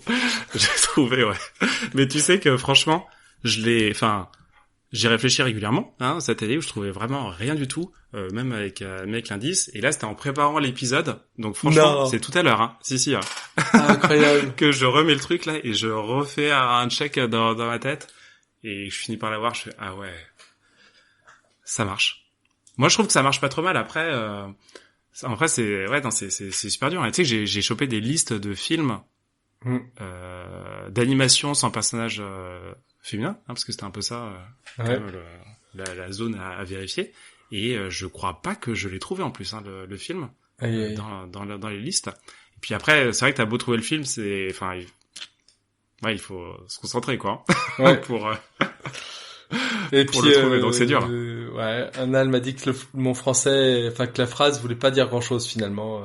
Que Oui. moi, ouais, j'ai l'impression que ça veut dire quelque chose quand je le dis, mais elle m'a dit que c'était moyen, que c'était un peu fébrile quoi, en termes de solidité. La preuve, c'est que ça marche puisque tu l'as trouvé finalement, mais. Oui, bah c'est ça. Après beaucoup de de réflexion, franchement, non, j'ai passé super longtemps. Eh ben écoute, j'espère quand même qu'elle t'a plu. Oui, bah après coup, je me dis, ouais, non, c'est pas mal. Bien. Donc ouais, on laisse un peu de temps aux éditeurs s'ils veulent te reproposer. On rappelle que c'est à Thomas qu'il faut envoyer les réponses. Bon, moi donc je connais, c'est bon, mais c'est vrai que les réponses sont à donner à celui qui a fait les lignes, parce que sinon, si vous contactez Eurecast, eh bien l'autre peut aussi voir les propositions et ça pourrait nuire du coup à les lignes. Donc pour le film d'animation, c'est à moi qu'on envoie la réponse, mais pour l'énigme de ce jour, c'est à toi qu'il faut envoyer les propositions. Voilà, exactement, c'est ça. Très bien. Bon, on est parti pour l'énigme de fin. Je suis chaud. Attends, juste, je m'engage la prochaine fois à faire une énigme que les gens trouvent. Ah oui, ouais. J'avoue, ça serait pas mal. Non, mal. parce qu'au final, ouais, même si je l'ai trouvé au final, c'est vrai que c'était. Non, mais c'est vrai que c'était pas très très accessible. C'était peut-être un peu perché. Oui, c'était très perché. Je sais pas si les gens ils auront assez d'indices avec tout ce qu'on a dit, mais ça se trouve non, moi, parce que c'est vrai que c'est pas si simple. Allez, vas-y. Alors, donc j'ai préparé une nouvelle énigme et cette énigme elle est en 2 questions, donc il y a 2 réponses à trouver globalement. Ok. Ah ouais, c'est la surenchère. Hein. Voilà, c'est ça. Donc première partie de la question. Que dire à un âne pour le saluer à la cool? Ça te marre déjà? Bon, l'âne, c'est l'animal, forcément. C'était pas la crêpe indienne? Que dire à un âne? Ah, le nan. Non. La crêpe indienne, le pain indien. Non, c'est ça. Donc, on a un âne devant soi et il faut le saluer à la cool. La question, c'est comment est-ce qu'on fait qu'est-ce qu'on doit lui dire? J'ai l'impression d'être revenu à l'épisode d'avant avec les 2 devinettes que j'avais essayé de transformer. Ok. Ah oui, j'avoue, ça fait, ouais, il y a un côté un peu devinette. C'est ça, parce que là, on est en gros sur une question où j'imagine que t'as des réponses possibles qui viennent, du type coucou petit âne, coucou petite perruche. Ah, il est petit? Non, oui, ou petit cheval. Non, on sait pas, on connaît pas sa taille, mais tu vois, t'as des réponses possibles qui viennent, j'espère, parce que c'est quand même pratique de savoir saluer un âne si on en rencontre un. Mais bon, voilà, là il y a évidemment une petite astuce, il faut quand même trouver quelque chose qui a du sens. Yes. Donc voilà. Là, à ce stade, toi, non, il y a pas d'idée, non? J'en ai, mais pas qui me satisfont encore. Ouais, d'accord, ok. Ok, donc c'est que c'est pas le cas. Normalement, c'est satisfaisant quand on l'a. Voilà. Deuxième partie de l'énigme. Comment dire qu'on est possédé par la lettre T en grec? Voilà, c'est un peu farfelu. Là, la question là pour le coup, elle est c'est moins souvent en fait, que on peut être possédé par la lettre T. Alors, j'ai une lettre de l'alphabet, ça possède rien de base. En grec, ça possède encore moins de choses, mais il y a une réponse possible à ça, c'est dire je suis possédé par la lettre T en grec. Qu'est-ce que ça donne? Me kirievi to gramma taf. Voilà. Ça c'est ce que j'allais dire. Oui. Voilà, oui, c'est ça, tu l'avais aussi. Oui. Bon, très bien. Bon, non, c'est pas ça. La réponse est un peu plus subtile. Donc voilà, il faut dire qu'on est possédé par la lettre T en grec. Il faut réfléchir par rapport à ça, mais voilà, c'est pas forcément simple. Il me semble que la première question est plus simple et peut-être qu'elle permet de trouver la seconde. Ok. Ça c'est déjà une aide, et je peux aussi donner plus d'indices. Premier indice. C'est que pour la première question, en fait, c'est une réponse en 2 mots, a priori, voire Ouais. en un seul. Oh. Ça, c'est pas mal, parce que c'est vrai que quand on dit, par exemple, coucou l'âne, par exemple, ça fait 3 mots. Moi, c'est pas ça. Hein. Moi, ça doit être en 2 mots, voire en un seul. Hein. Ok. Et ça permet en fait d'éliminer effectivement Pas mal de les pistes, fausses ouais. pistes. Voilà. Et pour la deuxième question, pareil, mais c'est en 3 mots Ah, seulement, voire Oui. un seul. Encore. voir un seul. Ouais, Ah, j'ai commencé à comprendre ce que tu me dis. ah ouais. Ouais, mes neurones se connectent. Oh là là. Me dis pas Ouais. que t'as des réponses là. Non, mais j'ai juste compris les indices. Ah, d'accord. Bah c'est bien, franchement. C'est déjà pas mal. Je Ouais, je non, pense- bah, il faut commencer par. pense que j'ai plus d'idées sur la deuxième, bizarrement. Ah ouais. Ouais. Ok. Si tu veux y réfléchir, tu pourrais réfléchir après l'épisode. Hein. C'est vrai que la dernière fois, Thomas, il avait trouvé direct. Après. Ce sera pas le cas cette fois-ci. Hein. Ouais, tu penses pas? Non. Après, un déclic peut arriver très vite. Hein. Voilà, moi, ton énigme, c'est vrai que ça m'a pris un moment. Enfin, c'est en une seconde hein, que tu l'as. Donc, Mm. On est bon, Thomas? Bah écoute, moi t'as de quoi me nourrir pour un mois là. Hein. Je vais réfléchir à ça pour un mois. Arrête. Ah ouais, t'as vraiment? Là j'aime bien. La forme j'aime bien. C'est cool. Ok. Bah oui, enfin, il y a ce truc d'un peu perplexing. Il y a un petit truc d'exploration, mais assez bien guidé, notamment sur le fait qu'on ait la forme, qu'on sait que ça va sûrement s'emboîter et tout, donc trop chouette. Très bien. Bon, eh ben écoute, hein, les énigmes étant faites, on arrive à la fin, hein, fatalement. C'est comme ça. Ne soyez pas tristes, hein, bien sûr. On reviendra hein, les mois prochains pour de nouveaux épisodes. Le mois prochain, on pourra débriefer le calendrier, tu vois, forcément. Mm. J'ai peur qu'on revienne en 2025. Ah oui. On pourra débriefer tous les calendriers de l'avant qu'on aura fait. On pourra parler de University qui aura peut-être pas mal de choses à dire du coup puisque ça sera bientôt. Peut-être. Hein. Ce sera dans un Oui. mois. Bah voilà, c'est ça. Hein, donc Ouais. On le débriefera dans l'épisode encore d'après, je pense. ouais, voilà. Et voilà. Et si vous ne l'avez pas fait encore, mais allez tout de suite vous inscrire pour le calendrier des Avengers. Hein? Ah ouais. Tu crois qu'ils Bah sont pas oui. encore inscrits? Vite, vite, vite. Ah bah écoute, je sais Venez pas. nous Non, voir. non, en vrai, je pense que ceux qui écoutent le Recast, c'est des gens qui suivent très fidèlement ce qu'on fait. Ils sont déjà inscrits. Mais bon, après, J'espère. sait-on jamais. Et puis bah ouais, ceux qui écoutent trop tard, encore désolé, hein, parce que là c'est raté. Nous on a essayé hein, de vous prévenir, mais voilà, ça n'a pas été écouté à temps. Donc Non, je suis sûr que ce sera, si jamais on le laisse disponible après, je suis sûr que ce sera un bon moment quand même. Donc, voilà, exactement. Donc c'est sera un pas des- c'est pas trop triste. ouais. Voilà, comme d'habitude, si vous pouvez laisser des petits commentaires sur Instagram par exemple, pour nous dire juste ce que vous avez écouté, hein, juste ça, déjà ça fait plaisir, ceux qui le font. Carrément. Merci à vous. Et puis même si vous avez des choses intéressantes à ajouter par rapport à ce qu'on a dit, eh bien, il faut le faire. Hein. On a le compte Instagram Eurecast, on a aussi le compte Facebook. Mhm. Voilà, en gros c'est comme ça qu'on nous joue. On peut laisser des commentaires sur YouTube aussi peut-être, non? Pour ceux qui Commentaires écoutent, sur YouTube. sur On YouTube. peut avoir tout Why ce not, qui est hein. aussi commentaires, des avis sur Spotify, sur Audible. Ah ouais, alors, laisser des On avis, est ça partout, franchement, ça c'est les meilleurs auditeurs hein, qui font ça. Mm. Donc D'ailleurs, ils ont des on points laisse, bonus, je je crois, laisse. sur le calendrier, ceux qui laissent des avis, non? ouais, je crois que c'est des demi-points ou des virgules là que hein, contactez-nous en privé et on s'occupera de discrètement rajouter ça. Parfait. Mais il y a carrément moyen là. Voilà, bon, bah écoute, Thomas, peut-être le mot de la fin? Un petit mot de la fin, vive Noël! Ouais, c'est Noël, vive Noël. Allez, moi ça me va très bien. Et vive les calendriers de l'Avent et à bientôt pour le prochain épisode. Ciao, ciao! Ciao.